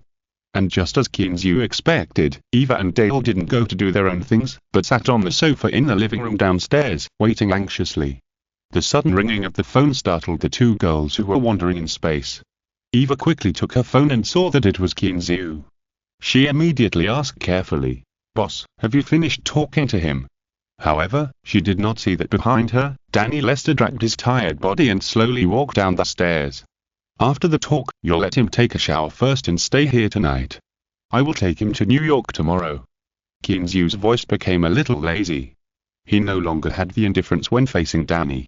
Instead, it was full of a kind of warmth called care. Okay, thank you, boss, thank you. Stimulated by these words full of care, Eva could no longer hold back her sobs. In particular, hearing that Kinzu would take his father to New York, Eva was even more moved. She knew that this also meant that Kinzu would continue to help them with this matter. Okay, take him to wash and change clothes. Haha, this guy didn't recognize him just now and tore his clothes. Kinzu was afraid that Eva would think too much when she saw Danny's torn clothes, so he made a special explanation at the end, but this was really unfair. It was obviously his wife's fault. He jumped around so much and didn't get involved, but in the end, the crime fell on him. But there was nothing he could do, because he couldn't speak. And even if he could speak, he would have to take the blame for his wife's fault. Eva hung up the phone, took a long breath, turned his head to the side of Dale with a slightly nervous look on his face, and just wanted to say something, but he saw Danny Lester crying on the stairs. Dad, how are you? Are you okay? Although she was very dissatisfied with Danny Lester, she was still very nervous and concerned when she saw the two big holes torn on his t-shirt. No, it's okay. It's all my fault. I made you suffer. Danny Lester looked at his two beautiful daughters, and thought about Kinzu. For the first time, he began to hate himself. He hated why he became like this. As soon as Danny Lester finished speaking, Eva, who had just relaxed, suddenly had tears in her eyes. Even Dale, who had always been very calm, had slightly red eyes. Dad, it's okay. Everything will be fine in the future. Keen will definitely find a way. Although Eva and her two daughters didn't quite understand what Danny Lester meant by being wrong, it didn't prevent them from seeing the change in their father's attitude. For them, this was a big step forward, and their confidence in Kinzu's method deepened a bit. You know, Danny Lester used to look regretful after losing money. But Eva knew that it was only his momentary regret. Moreover, he only regretted that he lost money again, but didn't realize that he was still the father of two children.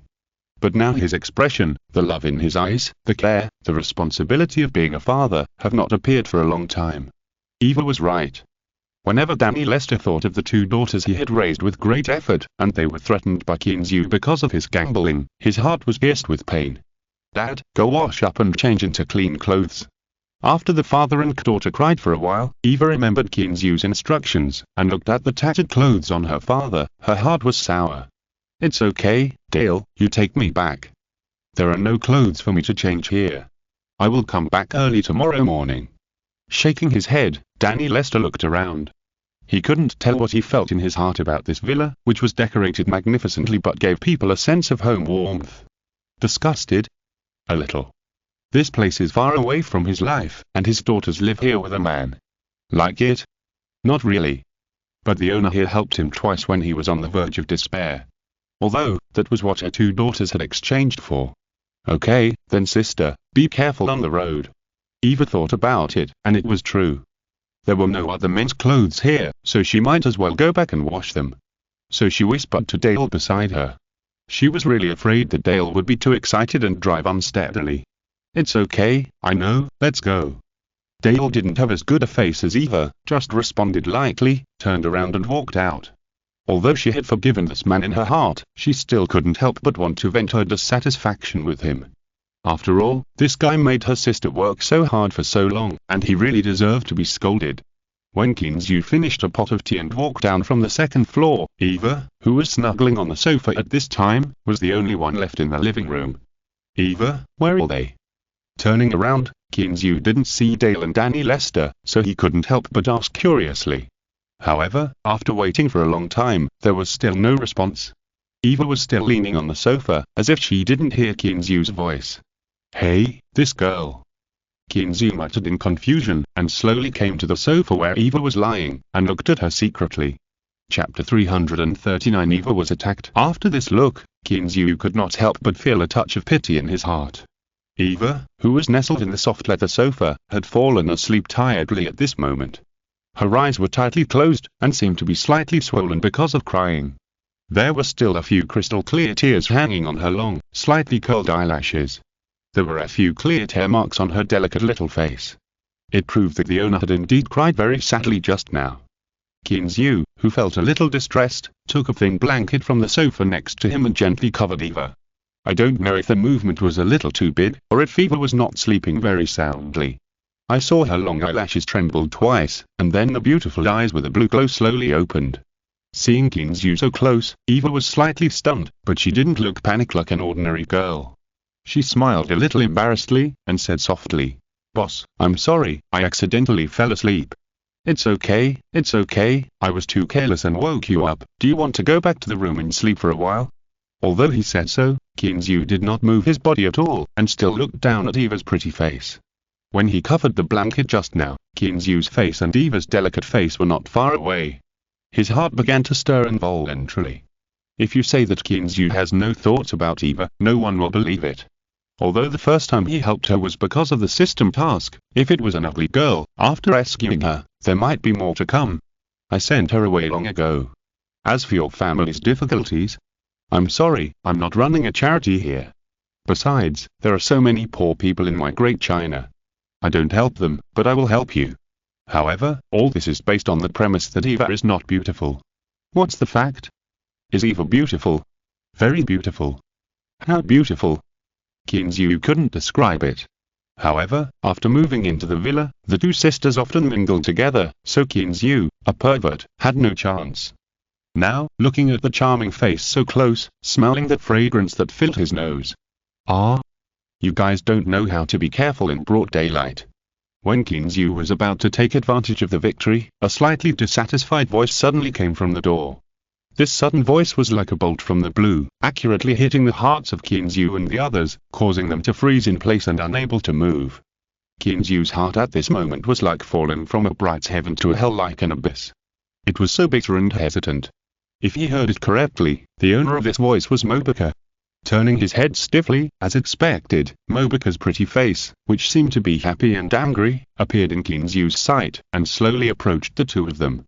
Kinzu regretted it in his heart. How could he forget that Mobuka was still here to supervise the construction of the river? No, Kinzu shook his head violently and quickly took his salty pig hand out of Eva's collar. Should I say that I was so weak that I didn't know to bring people into the room before doing it? No, it should be said that I was so overwhelmed that I could touch Eva. Well, Kinzu's mind was in a mess at the moment, and he didn't know what he was thinking. Looking up at Mobuka's pretty face, which seemed to be happy and angry, it was so beautiful and moving, but what was she thinking now? Was she thinking about cutting herself into pieces, or was she going to let the old man Joseph come over and bury her alive? Or, come over and slap her, and then announce that their relationship was over? Then, should I hide at the time? Just as Kinzu's mind was tangled with thousands of thoughts, and he was randomly guessing Mobuka's reaction, Mobuka, who was walking with a cat step, had already come to the side of the two. You did bad things in broad daylight and you didn't even know to close the door. Mobica rolled her eyes at Kinzu and gently tapped Kinzu's forehead with her finger. Seeing that, Kinzu couldn't help but be stunned even though he was nervous. After sitting down on the sofa next to Kinzu, Mobica blinked her big eyes and said with a smile, "It seems that Sister Eva still couldn't escape the clutches of the devil." I said it. With this guy's character, how could he bear it if a beautiful woman like you was hanging around in front of him all day? Chapter 340 Strange Mobica. What's going on? Shouldn't she be quarreling with him now? Kinzu, whose mind was in a mess, was stunned by Mobica's attitude. Even Eva, who had just come to her senses, couldn't help but open her mouth wide, looking very surprised. "What's wrong? Why are you looking at me like that?" Mobica was still laughing, but there was a hint of bitterness in her eyes. It's true that she likes women, but the more she interacts with Kinzu, the more she finds herself fascinated by him. At first, she was just curious about what it felt like between men and women, and because she was drunk, Kinzu took advantage of her. But now, Mobica herself is a little confused, not knowing whether she likes Kinzu as a person or the feeling of being with him. "No, nothing. By the way, why did you come here so early? Is everything okay at the construction site?" Kinzu climbed up awkwardly and sat back on the sofa. After straightening his clothes, he changed the subject. "Well, it's almost done. The river channel is almost dug to the villa. By the way, where is Sister Dale? Are you okay? I heard Uncle John say that you came back in a hurry, so I came back to see you." Mobica sat down next to Kinzu. Perhaps she thought that Eva had been taken by Kinzu, and she didn't care that she was beside her. She leaned on Kinzu and gave him a kiss. After the kiss, Kinzu hugged Mobica, but he smiled bitterly in his heart. This girl didn't know how to be careful. "Boss, you guys chat, I'm going to cook." First, she was kissed by Kinzu, and then she was caught on the sofa by Mobica. Even with the openness of European and American women, Eva was a little embarrassed at the moment. After saying hello, she hurried to the kitchen to get busy. In that way, she looked like a frightened little rabbit, so lovable. "Hey, Sister Eva is still shy? Clean, this is because you are not doing your job well." Mobica looked at Kinzu charmingly and licked her tongue in a pretentious manner. That look made Kinzu feel tingling in his heart. Especially the voice of this girl, I don't know if it was intentional, it was a little loud. Eva, who was running to the kitchen in a hurry, stumbled and almost fell. Being teased by Mobica, even though Kinzu was thick-skinned, he couldn't help but explain. "Okay, you little devil, it was just a misunderstanding." Ignoring Mobica's teasing eyes, Kinzu quickly told her what happened just now in order to divert her attention. "What? Are you saying that Uncle Danny went gambling again?" Mobica exclaimed, and quickly got off Kinzu, and said angrily, "How could he do this? Doesn't he know how Sister Eva has been through these years?" Sure enough, upon hearing this, Mobica, who was naturally lively, immediately stood up for Eva. You know, they are neighbors and know each other. She also knows a little about Eva's family situation in recent years. Fortunately, after Kinzu's comfort, Mobica finally calmed down gradually. However, the look in her eyes when she looked at Kinzu was a little strange. "Why are you looking at me like that?" Kinzu was a little puzzled by the look. "Clean, tell me the truth, you have been helping Sister Eva so much, have you been planning to take advantage of her for a long time?" Eva looked at Kinzu with some ill intentions. The more she thought about it, the more she felt that her guess should be correct. She didn't expect that this big pervert had such evil intentions so early. When Mobica asked him this, Kinzu couldn't help but touch his nose with his hand, and defended himself with a lack of confidence. How could it be? "I'm just helping others." However, seeing Eva's expression that said keep making it up, Kinzu couldn't hold back. In addition, Mobica was still sitting on his lap at this moment, so Kinzu couldn't hold back any longer.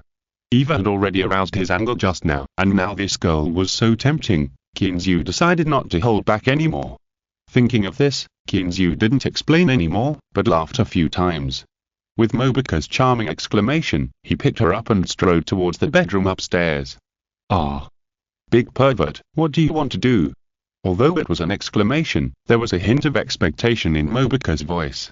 It seemed that he was looking forward to what would happen next. Although it was only 5 o'clock and it was not dark yet, it was not a good idea to do such a thing. However, since these two guys are both new to sex, it is easy to understand why they're so inseparable. With the heavy sound of the bedroom door closing upstairs, Eva, who was pretending to be busy in the kitchen, couldn't help but stop and looked upstairs with a complicated expression. Who knows what is going on in that little head all day long? Perhaps it is because Danny Lester rarely cares about her after he became addicted to gambling, and now Weaver is not as lively and cheerful as before. Although she looks cheerful outside now, she obviously talks less than before. When Dale came back, she saw this scene. Her sister was a little absent-minded in the kitchen, and she didn't know what she was busy with. And she stared blankly at the upstairs from time to time. As for upstairs, Dale looked carefully and there was nothing. But it seemed that she could hear a few women's voices faintly. "Eva, what's this?" After looking at her sister in a strange way, Dale looked up and looked around. "No, nothing, sister. Did Dad send her back?" Coming back to her senses from her thoughts, Eva quickly started to prepare dinner again. They would come downstairs later, so she had to make up for it. No, why could her head hold so many things? Well, it must be Kinzu. I must have been led astray by this guy. Shaking her head in panic, Eva forced herself to calm down, and began to get busy under Dale's strange eyes. This girl. Shaking her head helplessly, Dale was about to go upstairs to see what was going on, but suddenly thought of something. Her expression, which was originally a little cold, blushed involuntarily, and she quickly returned to the sofa and sat down. By the time the two came downstairs, an hour had passed. Dale and Eva both looked at Kinzu. This was not because he and Mobica were fooling around upstairs, but because they wanted to confirm whether this guy was really that powerful. He was tossing for an hour. Who can stand this? The dinner ended in a slightly weird atmosphere. Perhaps because Kinzu did not explain, Mobica always thought that Eva was also taken down by Kinzu. Therefore, at the dinner table, in order to hide her embarrassment, the girl often teased Eva, which made Eva, who already had something to hide, blush. As for Dale, Mobica did not think much about it. It would be strange if Kinzu could take down Dale with his mediocre skills. Thank you Fenxi for the reward and support. What happened today? Did you go out to play on the weekend? It seems that no one is reading the book. There are not many subscriptions in a day. I am so upset. Si este escuchando esta novela en un canal distinto al mundo fanfic novelas, significa lo descarga en y subir en esfuerzos invitamos cordialmente a visitar nuestro canal. Mundo fanfic novelas all encontrarás la versión original de esta historia y podrás explorar muchas otras novelas de diversos narradores. Te esperamos para sumergirte en un mundo de novelas increíbles. Chapter 341. Marionette. After a sumptuous dinner, Kinzu drove his McLaren to take Mobica home. Along the way, Mobica was chatting with Kinzu with a sweet smile, and it was not obvious that Eva's matter had become a burden to her heart. "Baby, don't you have anything to ask me?" When they were about to reach Mobica's house, Kinzu, who had been holding back all the way, couldn't help but ask. "What?" Mobica was stunned by Kinzu's question. After a while, she remembered what she had seen and heard in the afternoon, and her face changed involuntarily. Hee, Clean, don't think too much. I'm not your girlfriend, so jealousy won't happen to me. After a pause, looking at Kinzu's puzzled eyes, Mobica suddenly laughed, and then took a hand and gently stroked Kinzu's thigh. "I just think it's fun to be with you now. When I'm done, I'll marry on it. So, don't think I'm yours." "What? Marry on it?" Kinzu didn't expect that Mobica would have such an idea now. He was completely shocked. He couldn't help but step on the brakes. The blue McLaren suddenly braked on the ranch road. The two people in the car couldn't help but rush forward a little with inertia. "Ah, how were you driving?" "It hurts." Mobica couldn't help but cover her chest when the seatbelt tightened. She looked at Kinzu with a little coquettishness, not realizing how shocking her words were. "Does it hurt? Then let me rub it for you." Kinzu glanced at Eva, who was holding her chest and crying in pain, unbuckled the seatbelt, and came over with a distressed look. However, what he said made Mobica in the passenger seat couldn't help but roll her eyes at him with a charming little roll of her eyes. "What did you say just now? I didn't hear it clearly, can you say it again?"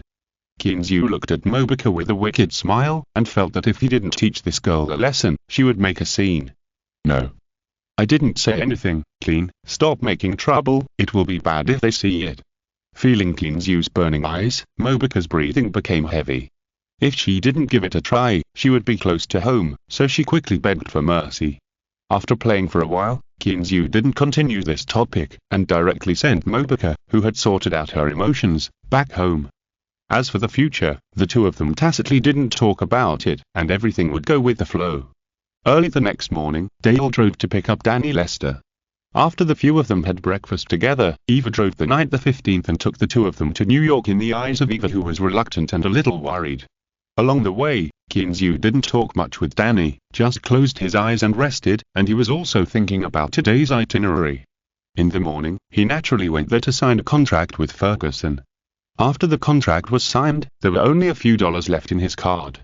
It seemed that he had to deal with the batch of silver quickly, otherwise he would always feel uneasy. Kinzu pondered secretly.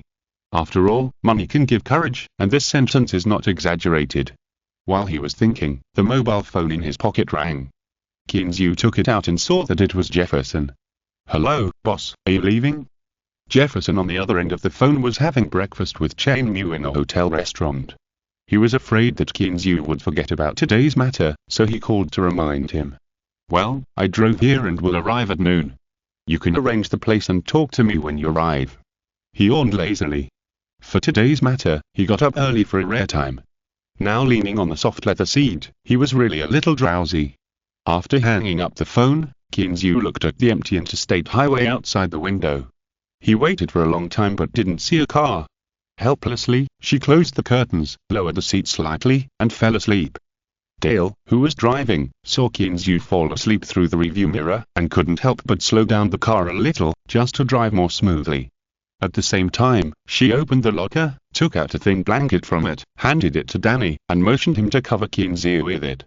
This was originally a very ordinary action, but in Danny's view, his nose was sore, and this 7-foot-tall man almost shed tears of guilt again. In his impression, his eldest daughter was so outstanding and so proud, but because of her own reasons, she was now reduced to being forced to serve a man. However, Kinzu didn't know all this, and even if he knew, he would have laughed secretly later. Unexpectedly, the ambiguous words actually made Danny have that kind of idea. In a daze, Kinzu heard someone calling him, opened his eyes, and it turned out that he had arrived in New York. Rubbing his sleepy eyes, Kinzu took out his phone and saw that Jefferson had sent the address of the hotel. After giving instructions, Eva started the car again and headed for the destination. 10 minutes later, night the 15th stopped at the door of a 5-star hotel. A black doorman standing at the door of the hotel quickly stepped forward to open the door. After Kinzu got out of the car, he handed over a $20 tip. The young black doorman immediately thanked him happily. "Boss, you're here." A straight black suit, worn on Jefferson, looked so well tailored, and paired with a colorful tie, the whole person looked energetic. Chen Mu, on the side, also changed into a light gray suit, paired with a silver white tie, and black leather shoes that were so shiny that they could almost reflect the shadow of a person. "Ha, Brother Chen looks at least 10 years younger in this outfit." After nodding to Jefferson, Kinzu smiled and walked up to shake hands with Chen Mu. Compared with their formal suits, his outfit was a bit casual. Kinzu really didn't take this signing too seriously. Well, in fact, he hardly ever took it seriously. Even when he attended the party at Pingato Company last time, he didn't dress up in a suit and tie like this. Today, Kinzu was still like this, wearing a Gucci beige casual suit and a pair of brown leather shoes. Because he didn't wear a tie, the top button of his shirt was open. Although it was a casual outfit, when he stood with Chain Mu and Jefferson, he naturally exuded an air of superiority. In terms of momentum, he suppressed the two men in suits. Perhaps, this is the charm of money. Thanks to 10-year-old Bug for the reward and support. Chapter 342 Roger Ferguson. After handing the car to the parking boy, the few of them chatted for a few words at the door and walked into the hotel, which looked quite good. Although Chen Mu was a little curious about Danny Lester who was following Kinzu, he didn't ask anything. Maybe he thought that this was Kinzu's follower, but he was a little older. Jefferson looked at Danny Lester with some doubts. He always felt that he seemed to have seen this person somewhere, but he couldn't remember it for a while. "Boss, the time we agreed with Mr. Ferguson is 2 o'clock in the afternoon. We can go there with lunch." Jefferson raised his hand to check the time. It was already past 11 o'clock. "Well, let's go eat first." Touching his empty stomach, Kinzu didn't object. So, the few of them walked towards the hotel restaurant. It wasn't a separate dinner, so there was no need to go to a special restaurant. After eating something to fill their stomachs in the hotel restaurant, the few of them chatted in Kinzu's newly opened suite. It was not until 1:30 that Jefferson got up and led several people to the destination. Because it was a business event, Kinzu left Danny Lester in the hotel. Originally, Qinzu wanted eager to stay and accompany her father for a good stroll, but the girl insisted on being a bodyguard and following him all the time. Helplessly, Qinzu had to let her go, but this scene made Danny Lester feel even more bitter. Soon, Qinzu and his friends came to a slightly luxurious coffee shop next to Wall Street. After entering the door, Qinzu couldn't help but sigh that it was worthy at being adjacent to Wall Street, a street where wealth from all over the world gathered. Even a coffee shop was decorated in a way that made people feel like Leela entering the Grand View Garden. It's just a coffee shop, but the decoration is more like a palace. Huge crystal chandeliers, exquisite relief paintings, delicate floor patterns, and magnificent and splendid everywhere. Especially in Wall Street, a street where every inch of land is worth a lot of money, the space inside this store is extremely empty. TSK, this store can still make money. After several people, led by a blonde foreign girl, came to a slightly spacious booth and sat down, Qinzu couldn't help but start to tease. Haha, how can anyone do a business that doesn't make money? Look, there is always a flow of people here, especially the prices here, TSK. Jefferson was obviously not the first time to come here. After asking a few people, he whispered a few words to the waiter next to him. Really, these are all? After the waiter left, Qinzu looked up and looked around. It was really as Jefferson said, the seats here were basically full. However, because the booths were far apart and everyone was talking in a low voice, he really didn't notice it for a while. Of course, those who come here are the elites on Wall Street who were not short of money. Since the opening of this coffee shop, the business negotiations of those local rich people have all chosen here. He smiled and explained to Qinzu, but Jefferson couldn't help but sigh that the boss here was thoughtful. Adjacent to the business center, the business elite would choose this place whether they were negotiating business or having afternoon tea. After all, this place represents the storefront, and these guys are also synonymous with not lacking money. After a while, the waitress came over with a few cups of coffee, put them down and said softly, "Please enjoy." Then she twisted her perky little butt and walked away again. "Boss, the coffee here is the most authentic Blue Mountain coffee. After all, you get what you paid for. Try it." After taking the coffee, Jefferson said to Qinzu with a smile. Just as the few people were talking quietly, a blonde waitress with a perky butt led two white men in suits to come over. "Boss, this is Mr. Roger Ferguson, the owner of Meritage Restaurant." Seeing the arrival, Jefferson, who was talking, immediately stood up and introduced Qinzu. "Hello, I'm Qinzu." Qinzu also stood up with a smile, shook hands with the white man named Roger Ferguson, and couldn't help but look at him. The middle-aged white man in front of him was wearing a neat black striped suit. Although he was close to middle age, the colorful tie seemed to sway his young heart. He had short neat hair, a particularly high-hooked nose, and a very clear facial contour. However, perhaps because he had been troubled recently, his face did not smile much, and he looked a little old-fashioned. While Qinzu was looking at Ferguson, he was also looking at Qinzu. Ferguson was also full of curiosity about this young man who was worth much more than him at such a young age. Since the kidnapping incident, Qinzu's name has also spread in the upper class. It was not until then that these guys knew that Pingo hit such a young director, and they also knew that there was such a young rich man around them. However, the mutual sizing only happened in a flash. After Qinzu guided them to sit down, Ferguson's old-fashioned face also forced out a smile and said, hello, Mr. Clean, I have heard of your name for a long time." To Qinzu's surprise, this middle-aged white man who looked a bit old-fashioned spoke fluent Chinese and learned the Chinese way of greeting almost perfectly. "I didn't expect that Mr. Ferguson could speak Chinese." Qinzu sighed and asked Ferguson to sit down opposite him. As for the young white man who looked like a follower beside him, Ferguson introduced him as his lawyer. As for his name, well, Qinzu didn't pay attention to it at all. "I know a little bit. As a financial worker, of course, you must first understand the financial conditions of various countries." Ferguson forced out a smile and didn't exchange too many pleasantries with Qinzu. After saying hello, he asked the lawyer to take out a lot of certificates and various contracts. Then he looked at Qinzu, who was smiling, and said, "Mr. Clean, I know you are also a busy man, and there are many things to do in Pingo, so I won't waste your time. Let's get started now." Well, let's get started. Although he was complaining in his heart that he was busy, Pingo had a lot of things to do, but what did it have to do with him? However, Qinzu was also very happy to solve this matter quickly, so he signaled Jefferson to look at the materials. He and Chenmu also picked up those certificates and read them, although he didn't understand them very well. After all, it involved nearly $80 million. The lawyers of both parties seemed particularly cautious. They lay together and began to study the contract one by one, and made several phone calls from time to time. Seeing that they sometimes argued over a clause, Qinzhou had some understanding of why the salaries of lawyers in Europe and the United States were so high. Qinzhou and Chen Mu watched for a while and then felt bored.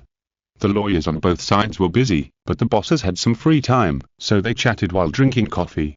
Chapter 343. Onid takes the initiative. Qinzhou and the other man accompanied Ferguson, chatting casually.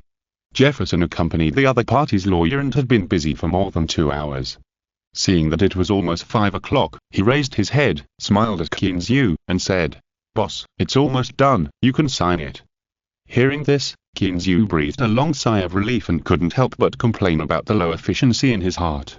However, this was related to his own US dollars after all, so Qinzhou couldn't say anything. Rubbing his neck that was a little stiff because of working all afternoon, Qinzhou took the pen from Jefferson and signed several contracts swiftly. "Ferguson, let's go to the bank now." After signing, Qinzhou watched Jefferson sort out the contracts, smiled and stood up, and couldn't wait to say to Ferguson in front of him, whose face was also slightly happy. He couldn't wait now. Although he had signed, if the money didn't arrive, these contracts would be just a piece of waste paper. If someone asked what Wall Street lacked the most, then Qinzhou would tell you, of course it is the bank. Whether it is a local bank in the United States or a world-famous bank, all major banks can be found here. When he arrived at the bank, Qinzhou just showed his Centurion black gold card, and came to the VIP room accompanied by the lobby manager. With Qinzhou's confirmation, $79 million left his account. Looking at his balance of less than $20 million, Qinzhou was a little dazed. How long has he been here? $120 million, and now there is less than $20 million left. Do I really have the talent of a prodigal son? Qinzhou smiled bigly. In more than a month, he spent $100 million. In the past, he dared not think about it. If his parents knew about it, would they come directly to kill him? In this way, he could leave the two elders here to enjoy life. Thinking of his parents' reaction after knowing this, Qinzhou smiled maliciously, for fear that the two elders would not be able to accept it if they had a bad heart. But fortunately, Chen Mu's $5 million will be transferred in a few days, and he still has a lot of silver in his hands.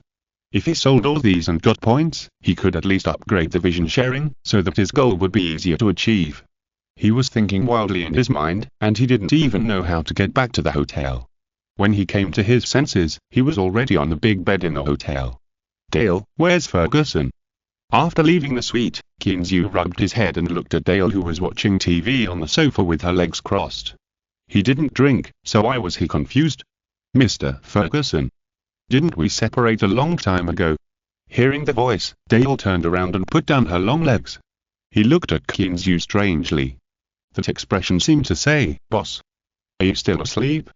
Hehe, this guy, he doesn't know how to behave at all, and he doesn't know how to treat us to a meal.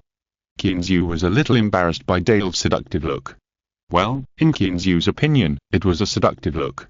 With a dissatisfied grumble, he also came to sit on the sofa. He looked at the time and found it was past 6 o'clock. He couldn't help but ask, "Why are you back to the hotel? Aren't you going to eat?" "Boss, didn't you say that we should wash up first and gather for dinner later?" Rolling her eyes helplessly, Dale touched her empty stomach in frustration. She was already hungry. "Okay, let's eat." Qinzhou looked at the flat belly and swallowed his saliva involuntarily. He stood up and walked out quickly. He was afraid that if he looked at it any further, he would not be able to help himself, which would be terrible. Of course, Dale would not be the one who was in trouble. With her inhuman physique, she could knock him out with one hand. Dinner, of course, was also eaten in the hotel restaurant. Nearly $80 million had been spent today, and Qinzhou would not waste it again. Besides, with the chef Chen Mu, it didn't matter which restaurant you went to. Maybe he would even dislike that other people's food was not as delicious as his. After dinner, Qinzhou said hello to a few people and took Dale out. As for the destination, "Hi, Clean, are you here? Hurry up, I'm waiting for you." Listening to the exciting music coming from the other end of the phone, Qinzhou's heart couldn't help but surge. "Give me the address, I'll be there in a while." After hanging up the phone, Qinzhou couldn't help but complain. The nightlife of these rich young masters started really early. They kept calling to watch them when they were having dinner just now.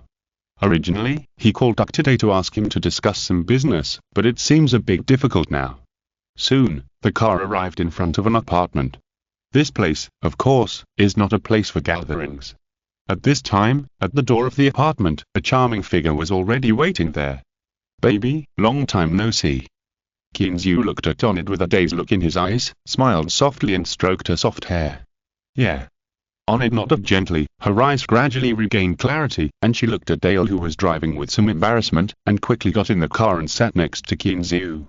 Although they were together because of drunkenness, after getting along for a while, Onid found that she didn't hate this man. However, because she was always with Mobica at the time, she didn't notice it. It wasn't until Mobica was not around this time that Onid realized that she not only missed Mobica, but also couldn't help but think of the man who took away her pure body. Yesterday, she received a call from Mobica and knew that Kinzu was coming today. For this reason, she came back from get out of class early today and waited for the first man in her life at home. Sure enough, this man did not disappoint her. Just when she was ready, she received a call from Kinzu, saying that he would take her out in the evening. Although Onid wanted to spend a two-person world with Kinzu, she also knew that since Kinzu came to New York, he must have something serious, so she didn't say anything, but agreed obediently and started to dress up. More updates for Fengxia Adaju, 2 halves. Chapter 344. Small gathering. After picking up Onid, Kinzu signaled Dale to continue driving towards the destination. He hugged Onid, who was full of lust, and started to flirt with her in the back seat, which made Dale, who was driving in front, a little unsteady. After a while, Night the 15th finally stopped at the door of a villa next to the New York block before Doug's second call. There were already many cars in front of the villa, and several people dressed as bodyguards were walking around nearby. When they saw Kinzu's car, 2 black men in black suits came up immediately. After opening the car door, they said in a respectful tone, "Excuse me, is this Mr. Clean?" Mr. Doug is already inside. Nodding, Kinzu took Onid and followed the black man in front. Dale parked the car under the guidance of the bodyguard. It was already dark at this time, and the black man was still wearing a black suit. If it weren't for the bright lights nearby, Kinzu was really afraid that he would not be able to see him. After passing through a path full of greenery, Kinzu came to a 3-story white building. As soon as he opened the door of the villa, he saw a lot of people gathered in a magnificent hall, talking and laughing in groups of 3 or 4. In the middle of the dance floor, many people were dancing to the passionate music. Just as Kinzu turned his head and looked around, he saw a young man dressed in fancy clothes walking out of the dance floor and walking towards him with a smile. "Doug, what are you doing?" When the young man walked in, Kinzu opened his mouth in surprise. The non-mainstream boy in front of him turned out to be Douglas. "Ha, Clean, you also think I've become handsome, right?" "I knew it." Douglas walked up with a funny expression as if he had met a confidant, which made Kinzu laugh and cry. My goodness, he should be in his 30s this year, right? Is he still in the rebellious period? Following Douglas into the room, Kinzu also found many familiar people and nodded to them one by one. TSK, Doug, I really didn't realize that your taste is so unique." Kinzu took a glass of champagne from the waiter's tray, and after sitting down on the sofa in the corner of the hall with Douglas, he laughed and joked. "This is called taste, you don't understand? I really can't figure it out. You stay in that place where no one lives all day, aren't you bored?" Shaking his head indifferently, Douglas looked at the gentle Kinzu and seemed very puzzled. By the way, Doug, I came here this time to ask you for help." Kinzu smiled and changed the subject. He didn't want to get entangled with him on this issue. Everyone has their own aspirations. "Well? You said, is it related to the silver you got?" "I'm not saying you, although the price of silver has risen a bit now, a little bit of silver is not worth much money." Hearing that there was something serious, Douglas also became serious. But the meaning of his words was obviously that he thought Kinzu had something better. Kinzu also understood what Douglas meant, but when he thought of the sunken ship destroyed by the explosion, his heart was in pain. "Ahem, if it's less, of course it won't be worth much. I don't need to ask you for help.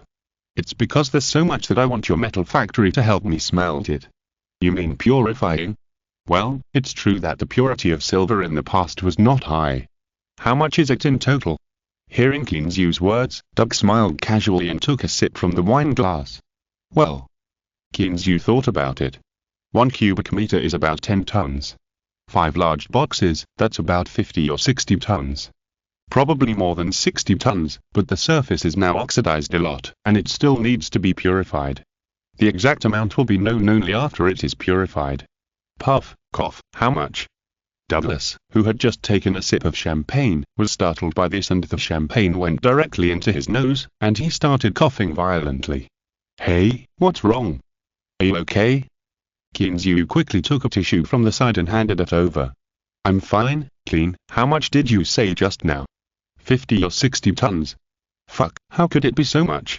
Douglas took the tissue handed by Kinzu and wiped his mouth, looking at him in disbelief. What does 50 or 60 tons of silver mean?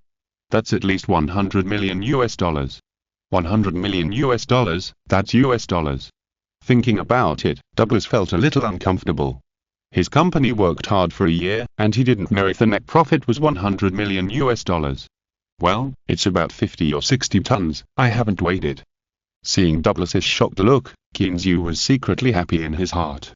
You just mentioned my sad story, I scared you to death. Then, when you have time, you can take this silver to purify it first, and then we can talk about the price. After tidying up the fancy clothes, Douglas made a decision without hesitation. You want to buy it? Kinzu was a little surprised this time. The purpose of his visit this time was just to let this guy introduce him to a few jewelry businesses to see if they can take it. Unexpectedly, Douglas actually said he wanted to buy it. Isn't his family a shipbuilder? Why collect this silver? My family has business not only in heavy industry, but also in auction houses and banks. It's good to put the silver in the bank as reserves. Douglas seemed to see Kinzu's doubts and explained with a smile. Well, your family really does everything. Touching his nose speechlessly, Kinzu suddenly realized that he had not really understood what Douglas's family did. After the business was over, Douglas took Kinzu to drink. Kinzu did not refuse and followed with on it. Anyway, everyone brought their female companions and was not afraid of drinking too much. However, Kinzu always felt that he seemed to have forgotten something, but when he thought about it carefully, he couldn't remember it. Just as the few people were chatting and drinking, Kinzu felt that Onit's body beside him suddenly stiffened. Turning his head, he saw that Onit's eyes were fixed on one direction, and there seemed to be some joy in her eyes. Kinzu was a little puzzled and looked over in the direction of Onit's eyes. It doesn't matter if you don't look at it. When Kinzu saw it, he was stunned. There was an inexplicable heat in his eyes. Not far away, there was a graceful figure, wearing a beige one-shoulder fishtail evening dress, with long brown hair casually scattered behind her head. The high nose bridge, under the double eyelids are a pair of moving beautiful eyes, and the delicate red lips are painted with purple lip gloss. The enchanting purple looks so charming and sexy. In the new week, continue to ask for support, subscribe to reward tickets, Leoun wants it. Chapter 345 Christine's provocation. The woman walked towards this side slowly with a standard cat step, twisting her seductive body. Mr. Clean, what a coincidence, we meet again. Christine stopped in front of the few people and looked at Kinzu with a smile. Yes, what a coincidence. Kinzu's tone was a little stiff. That's right, the tempting woman in front of him was Christine, who brought Kinzu a green hat. However, although Kinzu knew that this fairy in front of him had brought a green hat to him, he couldn't hate her. He just swore in his heart that sooner or later, I would pay this debt back. Hey, little baby, did you miss me? Ignoring Kinzu's warning eyes, Christine came to sit next to Onit and looked her pointed chin with one hand. At this time, Kinzu's face suddenly darkened. He didn't expect that this fairy was so bold that she started to tease Onit in front of him. Besides, Doug and some acquaintances were there, wasn't she afraid? Before Kinzu could think about it, Douglas stood up with an ambiguous look on his face, and said with a smile, Clean, you guys chat first, I have something to do over there, so I'll go over first. Kinzu looked up in astonishment. This guy just patted his butt and left. While Kinzu was stunned, the guys next to him who had just looked like they were sorry to meet each other earlier also said goodbye one after another, as if this was a tacit understanding. Ah. Then, Onit next to him let out a slightly shy exclamation. Kinzu turned his head and saw that this goblin had quietly put his hand into Onit's clothes from behind. What do you want? Kinzu hugged Onit into his arms and stared at Christine in anger. This woman was really too much, touching him in front of him. What's wrong with me? Christine looked at Kinzu's angry look, but she giggled, laughing happily. Okay, I won't tease you anymore, stingy man. Seeing that Kinzu seemed to be really angry, Christine rolled her eyes at him charmingly, then picked up the glass and clinked it with his, and drank it all in one gulp. Helplessly, Kinzu had to raise his head and finish the champagne in the glass. He didn't know what his mood was now. Angry? It was a bit hard to get angry. If a man dared to do this, Kinzu would dare to bury him alive.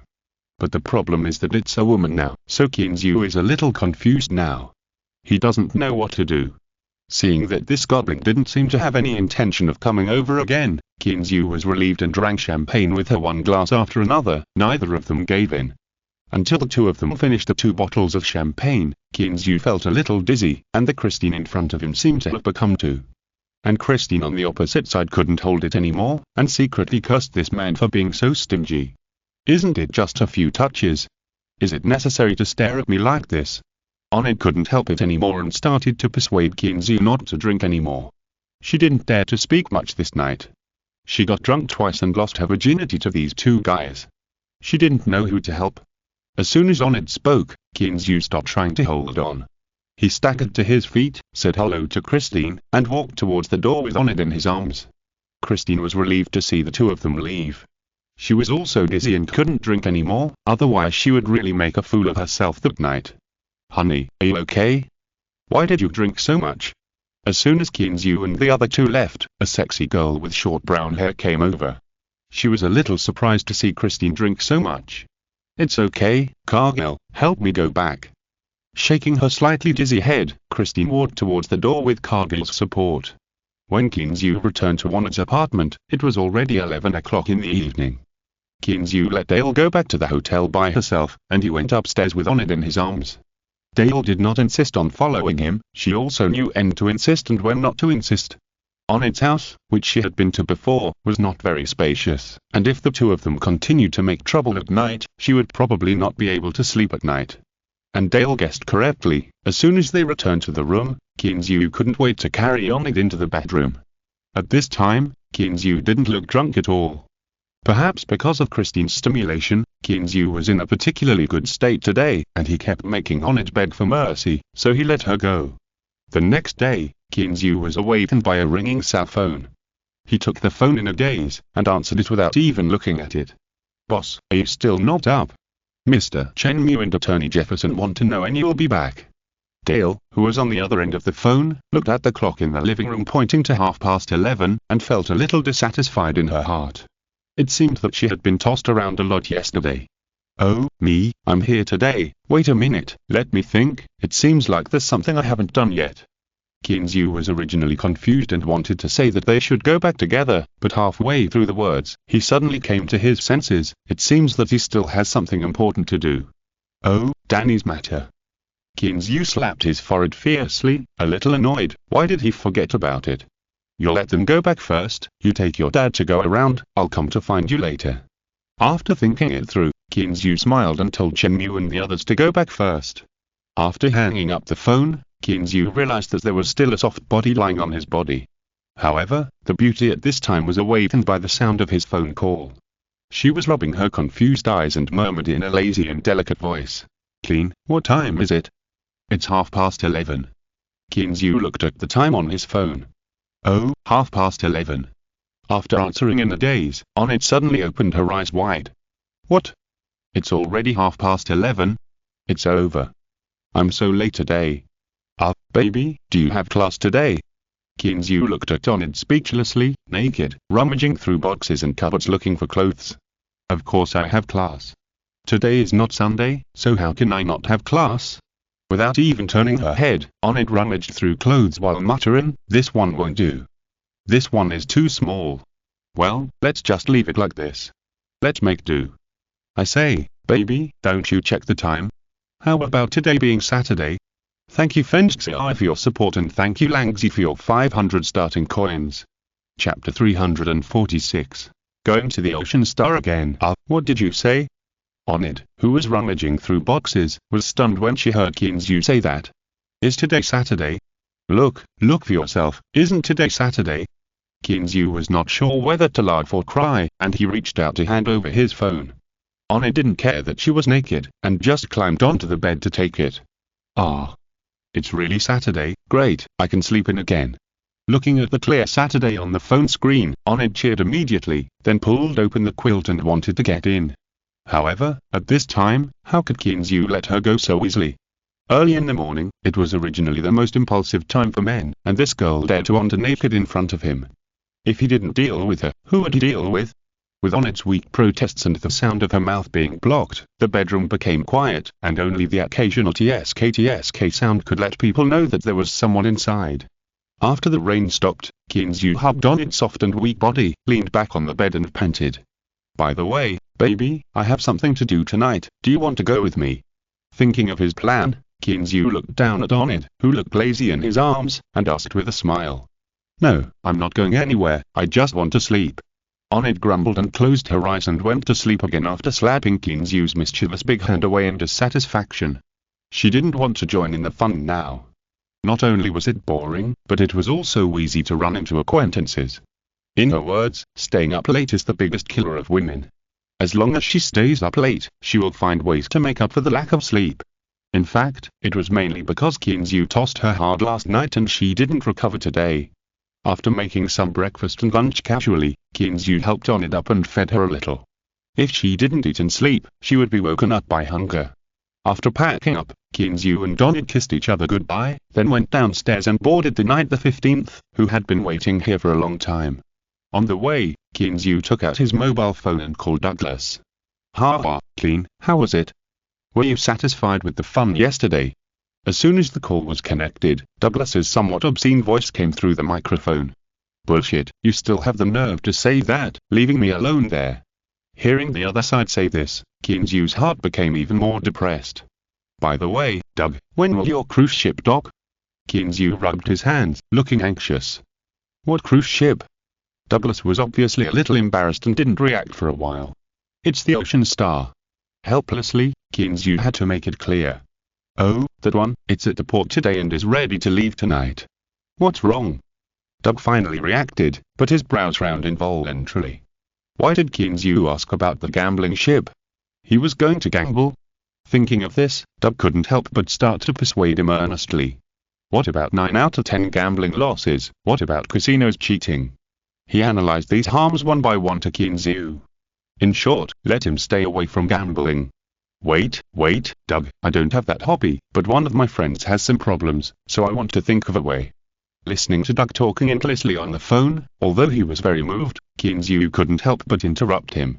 If he continued to talk, he wouldn't have to do anything else. "Oh? Well, let's talk about it when we meet in the evening. I'll go there in the evening." After saying that, Doug couldn't help but yawn. He was also woken up by Kinzu. After hanging up the phone, Kinzu sighed in his heart that these young men had a comfortable life, but he had completely forgotten it. He had just woken up not long ago. In the afternoon, Kinzu was a little bored, so he took Dale and Danny to visit New York together. Although he had no interest in shopping, it was still interesting to just stroll along the street casually. Of course, it would be even better if Danny wasn't here. It was soon 6 in the afternoon, and Dale drove Kinzu and Danny to the dock.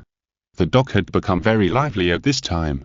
The huge body of the Ocean Star was quietly docked at the dock, and all kinds of people began to gather towards the cruise ship. There were career elites wearing suits and ties, and a pair of leather shoes that were polished to a shine, and there were company bosses with big bellies hugging sexy girls. There were also those young masters and daughters who were dressed casually, but were accompanied by many strong men in black. Kinzu and Dale were not seeing this kind of scene for the first time.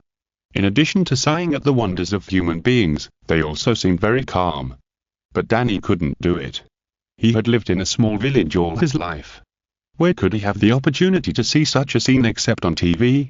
Until he got on the boat, this guy who had never been afraid of anyone at the gambling table felt a little weak in his legs. "Clean, you stay in the room for a while. I'll call you when the event starts." Kinzu and his friends led them to the door of a suite. Doug said hello to Kinzu a little embarrassedly, and then went to do other things.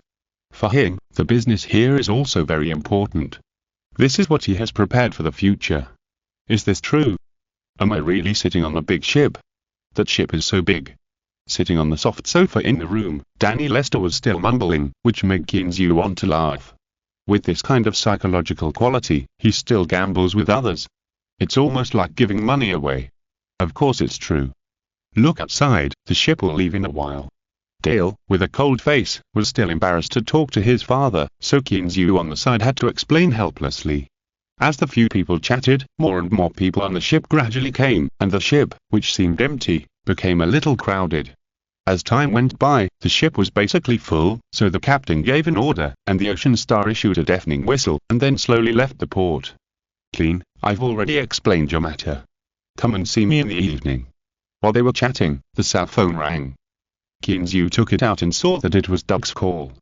Listening to Doug's explanation, Kinzu had nothing to do but nod. The words of thanks became a little mechanical after too many times. Soon, the time pointed to 12 o'clock, and the speed of the cruise ship gradually slowed down. Let's go, Danny, I'll take you to see something really exciting. After saying that, Kinzu took Danny and swaggered through the crowd. Extra update for the puppet helmsman, 1/2, chapter 347, $10 million, subscription reward. Following Kinzu to the top floor, Danny Lester's heart was full of doubts. He didn't understand what Kinzu was going to do. He didn't know what this cruise ship was for, where it was going to pass, and where its destination was. He didn't even know. Danny Lester didn't even dare to ask, he just followed Kinzu and went wherever he asked. Perhaps, this is the sadness of those who made mistakes. In front of those who have helped them, they always feel that they can't raise their heads. When he followed Kinzu and walked into the door of the casino, Danny Lester's heart surged involuntarily. Yes, it was that kind of smell, the noise was so familiar, and the curses were so pleasant. However, it sounded so dreamy in Danny's ears at this moment. He felt that he must have hallucinations. This was on a cruise ship, how could there be a casino? Kinzu ignored Danny Lester's thoughts. After entering the casino under the leadership of Doug, he frowned habitually. Although he could kill people and do whatever he wanted here, to be honest, he hated the noisy noises here. However, thinking of the purpose of coming here today, he suppressed his thoughts and continued to follow Doug inside. They didn't stop until they came to a lounge on the second floor of the casino. Clean, are we going there now? Although Doug was talking to Kinzu, his eyes couldn't help but glance at Danny Lester on the side. Hearing Douglas's question, Kinzu did not answer immediately, but looked at Dale and Danny Lester, who looked confused, and asked lightly, Danny, do you know where this is? Isn't this on a cruise ship? Danny Lester looked at Kinzu in confusion, not knowing what he meant. Didn't you see those gambling tools just now?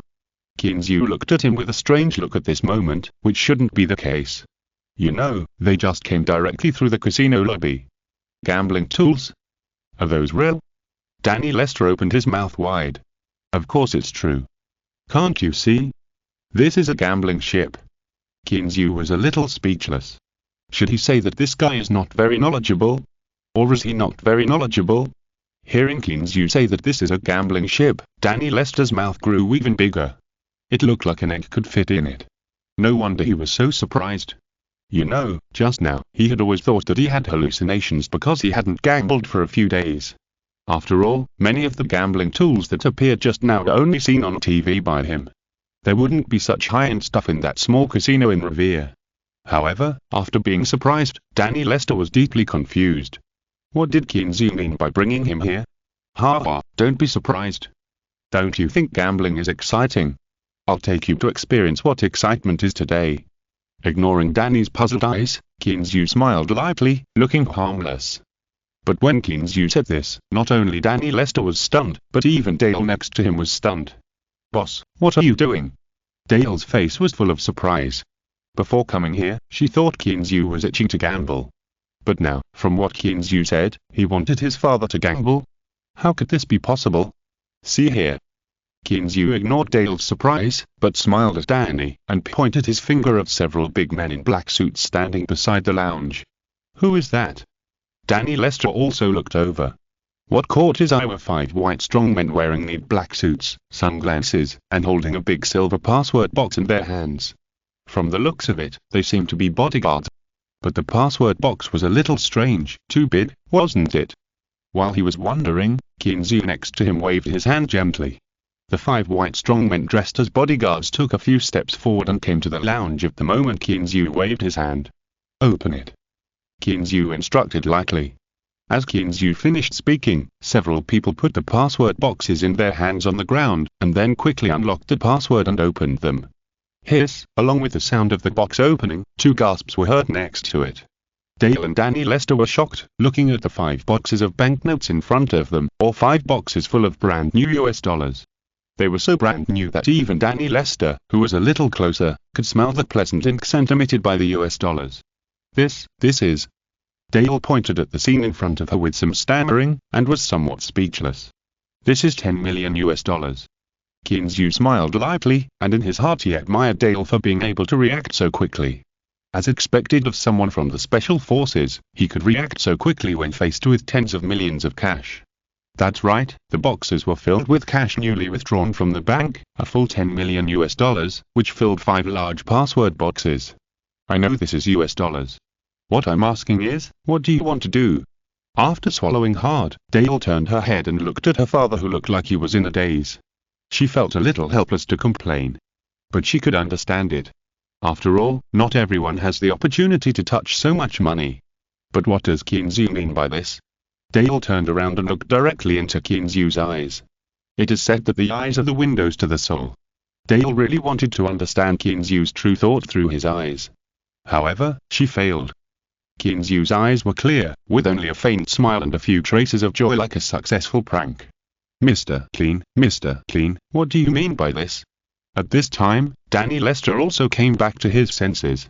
After swallowing hard, he still felt his throat was a little dry, and even itched uncontrollably.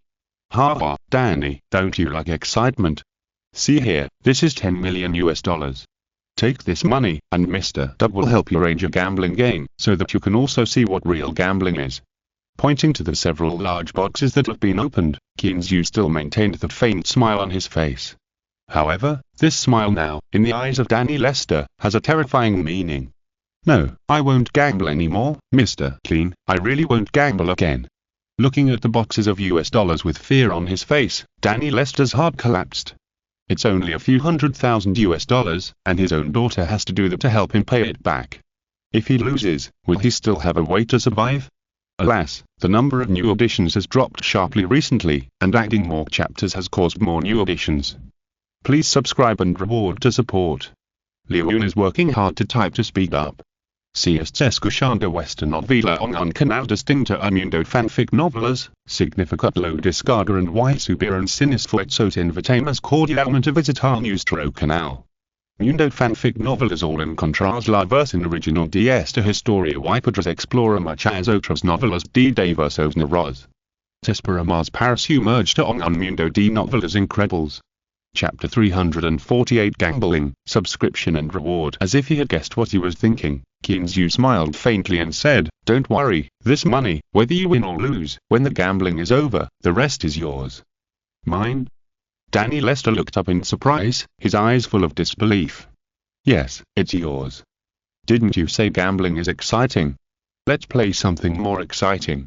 As he said that, Kinzu looked at the time and continued with a smile, It's 11:30 now. Here is 10 million. When the 3 hours are over, no matter how much is left, it's all yours. Are you serious? Danny Lester still couldn't believe it. How could such a good thing happen to him? This is 10 million US dollars. When has he ever seen so much money? Although it was given to him for gambling, he was confident that he might not be able to lose it all in 5 hours, let alone 3 hours. What's more, what if he wins? Every gambler always thinks that he will definitely win, and it is this mentality that leads to the tragedy of family destruction. However, Danny Lester still didn't understand what Kinzu meant by doing this. Giving him money to let him gamble? Isn't this just giving him money in various ways? What does he want to do? When he accidentally glanced at his eldest daughter who was stunned, Danny Lester's heart jumped. Could it be? Kinzu was trying to please him for his 2 daughters. The more Danny Lester thought about it, the more possible it was. In addition, his 2 daughters had been living with Kinzu, so he was more confident in his judgment. Then, should he take the money or not? He became a little hesitant. On the one hand, he didn't want to take the money. Although he knew that his daughter had followed Kinzu to save him, he still didn't want to admit it. But on the other hand, there was always a voice in his heart saying, Take it, why not? Your 2 beautiful daughters have been slept with by him, isn't it normal for him to give you some money? Just as he was hesitating, Dale on the side couldn't help it, and pulled Kinzu's hand and walked aside. Clean, what are you doing? You'll let him gamble? Drast Kianzu in a low voice, suppressing her growing anger. Hey, be good, just watch the show. I must treat your father today. Kianzu looked at with a sly smile on his face, with Danny Lester on his back. However, Kianzu himself was not sure. He found this method on the internet. As for whether it would work, it depends on the situation today. Treat. Do you mean quick gambling? But you were clearly asking him to gamble? And it's a big bet. Looking at Kianzu with a suspicious look, seemed a little unconvinced. Okay, you just watch the show, but you still have to help me persuade him to gamble. Let's make a quick decision. Seeing that it was still skeptical, Kianzu was a little helpless. Fearing that things would change, he quickly changed the subject and urged. After Kianzu said this, it felt even more uneasy. Should I persuade him to gamble? Don't you know that if I see him gambling, I want to beat him up? Although she thought so in her heart, Dale still turned around and walked back. She looked at her hesitant father and said softly, "It's for you, just take it." She had no choice now. She could only try her best. She just hoped that Kianzu's broken method would not make his gambling addiction worse. Danny Lester, who was still hesitant, was more certain that Kianzu was giving him money after hearing his daughter's words, so he didn't refuse and looked at Kianzu with a smile on his face. "Clean, thank you so much. I'll go and see. I haven't gambled for a few days, and my hands are really itchy." "Well, just follow Mr. Doug, he will arrange it for you." Seeing Danny Lester's impatient look, Kianzu gestured to several white strong men who looked like bodyguards. The latter nodded to him knowingly and followed Danny step by step, as if he was a real big boss. "Clean, what the hell are you doing? Such a big scene. Doesn't the boss here mind?" Watching Doug leading his father away, Dale felt inexplicably moved. Regardless of whether Kianzu's method worked or not, today's pomp alone was enough to make her uneasy. Not to mention the 10 million in real cash, there were also 5 strong men who looked like professional bodyguards. Just this luxurious cruise casino, and Douglas, who was always smiling but had a terrifying status, made Dale's heart beat faster. Who is Douglas? Maybe others don't know, but Dale knows. He is also a person who has been hanging out in New York. She has heard of these rich young masters. Such a young master with a terrifying status, but he accompanied them all the way with a friendly face, and now he is personally leading his father over. All this made her feel like she was in a dream. "Don't worry, it's okay, but it will probably take a while. If you are sleepy, you can go and rest first." Kianzu looked at the time. It was already late. So he wanted Dale to go back and rest. As for him, he got up so late today, and he couldn't sleep even if he wanted to. "It's okay, I'll wait here for a while." Dale shook her head. She was so upset now, how could she sleep? As for Danny Lester, who she was worried about, he was now led by Douglas, walking on the red carpet, a wide and magnificent corridor, and came to a big door. Douglas signaled the waiter next to him to push open the magnificent red door. The golden carpet with dragons and phoenixes and the walls were all decorated in medieval style. It looked like attending an aristocratic party. Where had Danny Lester seen such a grand and luxurious casino? He was stunned for a while, and then he walked in with a few bodyguards at Douglas's urging. There were already 3 people sitting at the sandalwood table in the middle of the room. Each of them was extraordinary. There were white people and black people, but each of them was gorgeous and looked like a noble in the Middle Ages. Behind them, there were several bodyguards dressed in black suits, who looked similar to the one behind him. When Douglas and his men came in, no one said anything, but just nodded at them. Douglas also greeted them, then smiled and said to Danny Lester, "Sit down, Keen arranged the gambling game for you, all in. Thanks to Fengxi for the reward and support, and thanks to Langzi for the 500 starting points reward." Chapter 349 The Lingering Woman. Seeing such a magnificent and luxurious casino and such a high-end gambling game, Danny Lester's heart had been pounding and his hands were itchy. Therefore, after hearing Douglas' words, he sat down involuntarily. Seeing Danny Lester sitting down, Douglas waved to the bodyguards. One of the bodyguards came forward with understanding, put the suitcase in front of Danny Lester, and slowly opened it. As the box opened, Danny Lester's breathing became heavy involuntarily. Seeing this, Douglas showed a mysterious smile at the corner of his mouth, then lowered his head and reminded softly, "Mr. Lester, here is a base of $10,000 US." After hearing what he said, Danny Lester just nodded slightly, then picked up a thick stack of Franklin, and the blood in his body began to surge, and slowly threw it out. Just when the gambling game started here, Kianzu saw an unexpected person in the hall. This guy is really haunting me. Is she following me? Kinzu was so depressed when he saw Christine, who was dressed sexy and walking towards him slowly. Hi, Clean, what a coincidence, we meet again. With her long brown hair casually spread out, Christine was dressed casually today, and it was obvious that she was just out for leisure. Chris, who is this? Before Kinzu could speak, the woman next to Christine, who had short brown hair and dressed in a neutral way, spoke with a jealous look on her face. This is a friend of mine. Okay, you go play first, I'll sit over here. Christine patted the woman's butt with a smile, and sat down opposite Kinzu without any embarrassment. Cargill looked at Kinzu carefully with her eyes full of unkindness. She couldn't figure out why Christine was interested in this man in front of her, who could be said to have no characteristics. But after looking at him for a while, she was a little disappointed.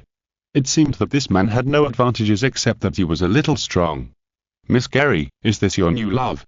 Kinzu pouted at Kajil, who left with a jealous look on his face, and looked at the lesbian in front of him with a smirk on his face. He was really curious about how these lesbians would react after being put on the back by him. She is my lover. Chrism pouted with dissatisfaction and looked at Kinzu unhappily. His eyes made Kerry very uncomfortable. What are you doing? Kinzu was a little curious. What were these two lesbians doing instead of staying at home to make tofu and running around all day? I just finished filming a movie and came out to relax. It won't be long before I have to film a new movie again. Alas. Lazily leaning on the sofa, Chrism didn't have much bad feelings towards Kinzu. On the contrary, she had a great good impression of him. Of course, these good impressions were all directed at this guy and the two women. A new movie again? You're really working hard. Looking at the woman in surprise, Kinzu admired her efforts. What can I do? You big bosses are so comfortable, changing women around you every day. Christine looked at Dale's hot body with envy and jealousy, looking at Kinzu. No way, I said your lover is still waiting, and you started messing around here? Kinzu felt a little bit amused. Is this guy a woman? Why does she feel as lustful as me? No, bah, I'm not lustful, that woman is lustful. Yes, that's it. Hee, well, you guys are here, don't you want to play a few games? I remember you won a lot last time, do you want to compete? Seeing Cargill's resentful eyes from time to time, Christine quickly changed the subject and waved at her, motioning her to come over. Compete? You know I won so much, and you still want to compete? Looking at the couple opposite with a teasing look, Kinzu's tone was a little incredible. Is this girl's brain broken? HMPH, last time it was because I was a guest and couldn't go down to play, otherwise, how could you show off? You don't know, seeing you killing everyone, I was really suffocated. Christine said, looking at Kinzu with a depressed look, that pitiful look, not to mention, it was quite attractive. Okay, then let's compete, tell me, how do you compete? Shrugging indifferently, Kinzu looked at Christine with a smile on his face. How about this, let's not go to the hall, let's go to the box, let's play a few games. Blinking her charming big eyes, Christine looked harmless, that way, it seemed like she really had an itch, just playing a few games casually. Okay, that's it. Just at this time, Douglas had also returned, so Kinzu asked him to help arrange a private room. Doug, how is it going over there? Kinzu couldn't help but ask on the way. Clean, don't worry, everything is going according to plan. Pushing open the door of a small private room, Douglas first smiled and told the waiter to prepare things, then turned around and pulled Kinzu over, whispering to comfort him. Clean, I'm not saying anything bad about you, but you went through so much trouble just for such a gambler, is it worth it?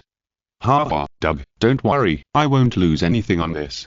Although he said this, Kinzu was cursing in his heart. It's not a big deal, if this can't help him quit gambling, then he will lose a lot. Well, that's good, you guys play first, I'll go downstairs to get busy. After saying hello to the people in the room, Douglas turned around and prepared to go downstairs. However, just after turning around, he seemed to remember something, and then pulled Kinzu over and whispered. Clean, don't be reckless, Christine's story is not that simple. Not that simple. What does it have to do with me? But what does that look in his eyes mean before he left? Does he think he likes this girl? Kinzu was a little confused by Douglas's last words, and he didn't come back to his senses until Christine yelled in dissatisfaction. Chris, how do you want to play? Kinzu came back to his senses, took a few quick steps, sat down in an empty seat opposite, and looked at Christine with a smile on his face. Let's play poker, this is fun, playing dice is too boring. Christine smiled slyly, looking at her like a weasel who stole a chicken, so hateful. Thanks to D-Shit1 for the 500 starting coins reward, more chapters, and more chapters for the Puppet Helmsman, 2 halves. Chapter 350. A confusing bet. All in. Kinzu's expression was a little tangled. He was just being rude. This fairy must have done it on purpose. He knew that he was good at playing dice, so he chose to play all in. Yes, all in. Well, Clean, it's not good for us to play like this alone, right? Do you want to add some bets? As she said that, Christine showed a shy look. That artificial look made Kinzu have a bad feeling in his heart. Then, what do you want to play? Kinzu's expression was a little scared. This guy, is he setting a trap for him? Seeing Kinzu so smart, Christine's smile became even more bright. She secretly glanced at Cargill, who was busy beside her, and said in a vague voice, "Well, if I win, you have to fulfill me and not interfere with my free life." Interfere with your free life? When did I interfere with your freedom? Kinzu, who was a little nervous, was no longer nervous, but a little confused. That's it. She winked at Dale, and Christine's expression was indescribably funny. What? Kinzu followed her line of sight, and the bad premonition in her heart came back again. At this moment, Cargill's phone rang next to her. She took it out and looked at it. She didn't have time to care about the riddle between the two, so she walked out with the phone. Kinzu, are you pretending to be stupid with me? Seeing Cargill go out, Christine didn't hide it anymore, and stared at Kinzu fiercely, with an angry look. The look of coquettish anger made people feel itchy. Why are you pretending to be stupid? You are so vague, how can I know what you are talking about? Kinzu felt so aggrieved. Do you have to play with people like this? You just say a few words and I know what you were thinking. That's too tacit. Then I'll make it clear. If I win, you have to help me, Onid and Mobika, with good things, and you can't interfere. Seeing that Kinzu really didn't seem to understand what she meant, Christine didn't care that Dale was still there, and gritted her teeth and said it with some hatred. After Christine said this, Kinzu was somewhat surprised. No wonder she was winking at him, and it turned out that this was her idea. No. Kinzu shook his head very simply, and then seeing her eyes that were about to spit fire, he continued. Chris, I treat them as my own women, but I won't use them to make any bets with you. Besides, I can't control how they treat you, right? Even if you win the bet with me, it's useless.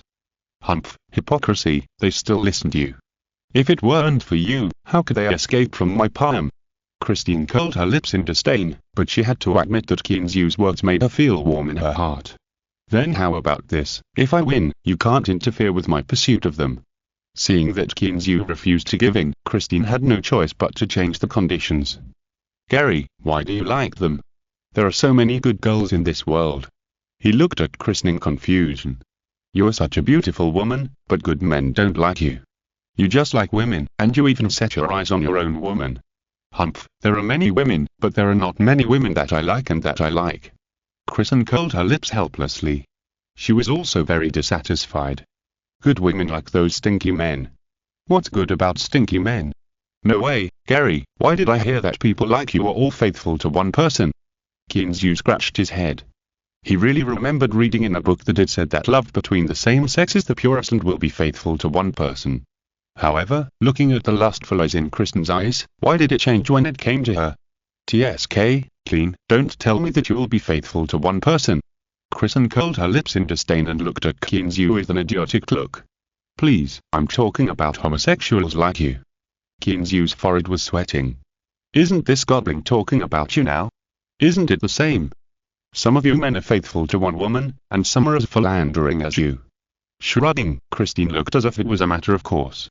Kinzu almost choked and vomited blood because of this sentence. What kind of person is this? There are people like this.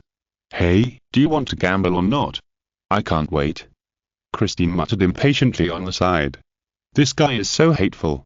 He obviously asked him to gamble, but he almost let all his secrets be exposed by him. No gambling. Kinzu still refused straightforwardly. He didn't know how to play poker. He was sure of the dice, but he didn't have the confidence for other things. If he accidentally capsized in the ditch, wouldn't this female pervert take advantage of his woman openly? No, absolutely not.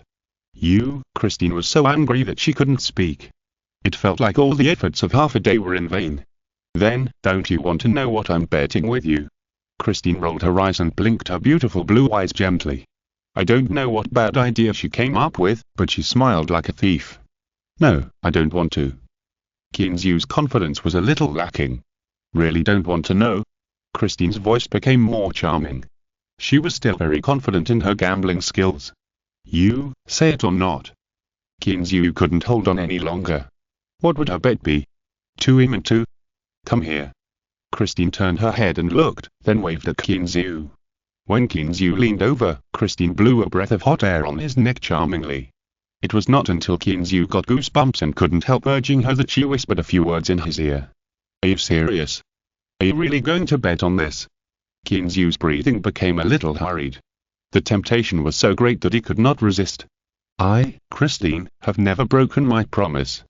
To use a saying in your country, I mean what I say. Christine raised her neck proudly and looked at Kinzu with disdain. Do you still think you can win? Okay, then I'll make a bet. If you win, I promise not to care how you pursue wanted, but if I win, can you do what you said? Kinzu gritted his teeth and agreed with a firm face. His expression was as if someone was holding a knife behind him to force him to agree. Christine, who was watching from the side, couldn't help but want to pick up the ashtray and hit this hypocritical guy hard. Fin est captulo muchas gracias por hasta el final. No se olviden dar like busgasms contenido exclusivo y exeo inmediato. Suscríbete nuestro Patreon. Recuerda, cada like, suscripción dona que nos anima a continuar.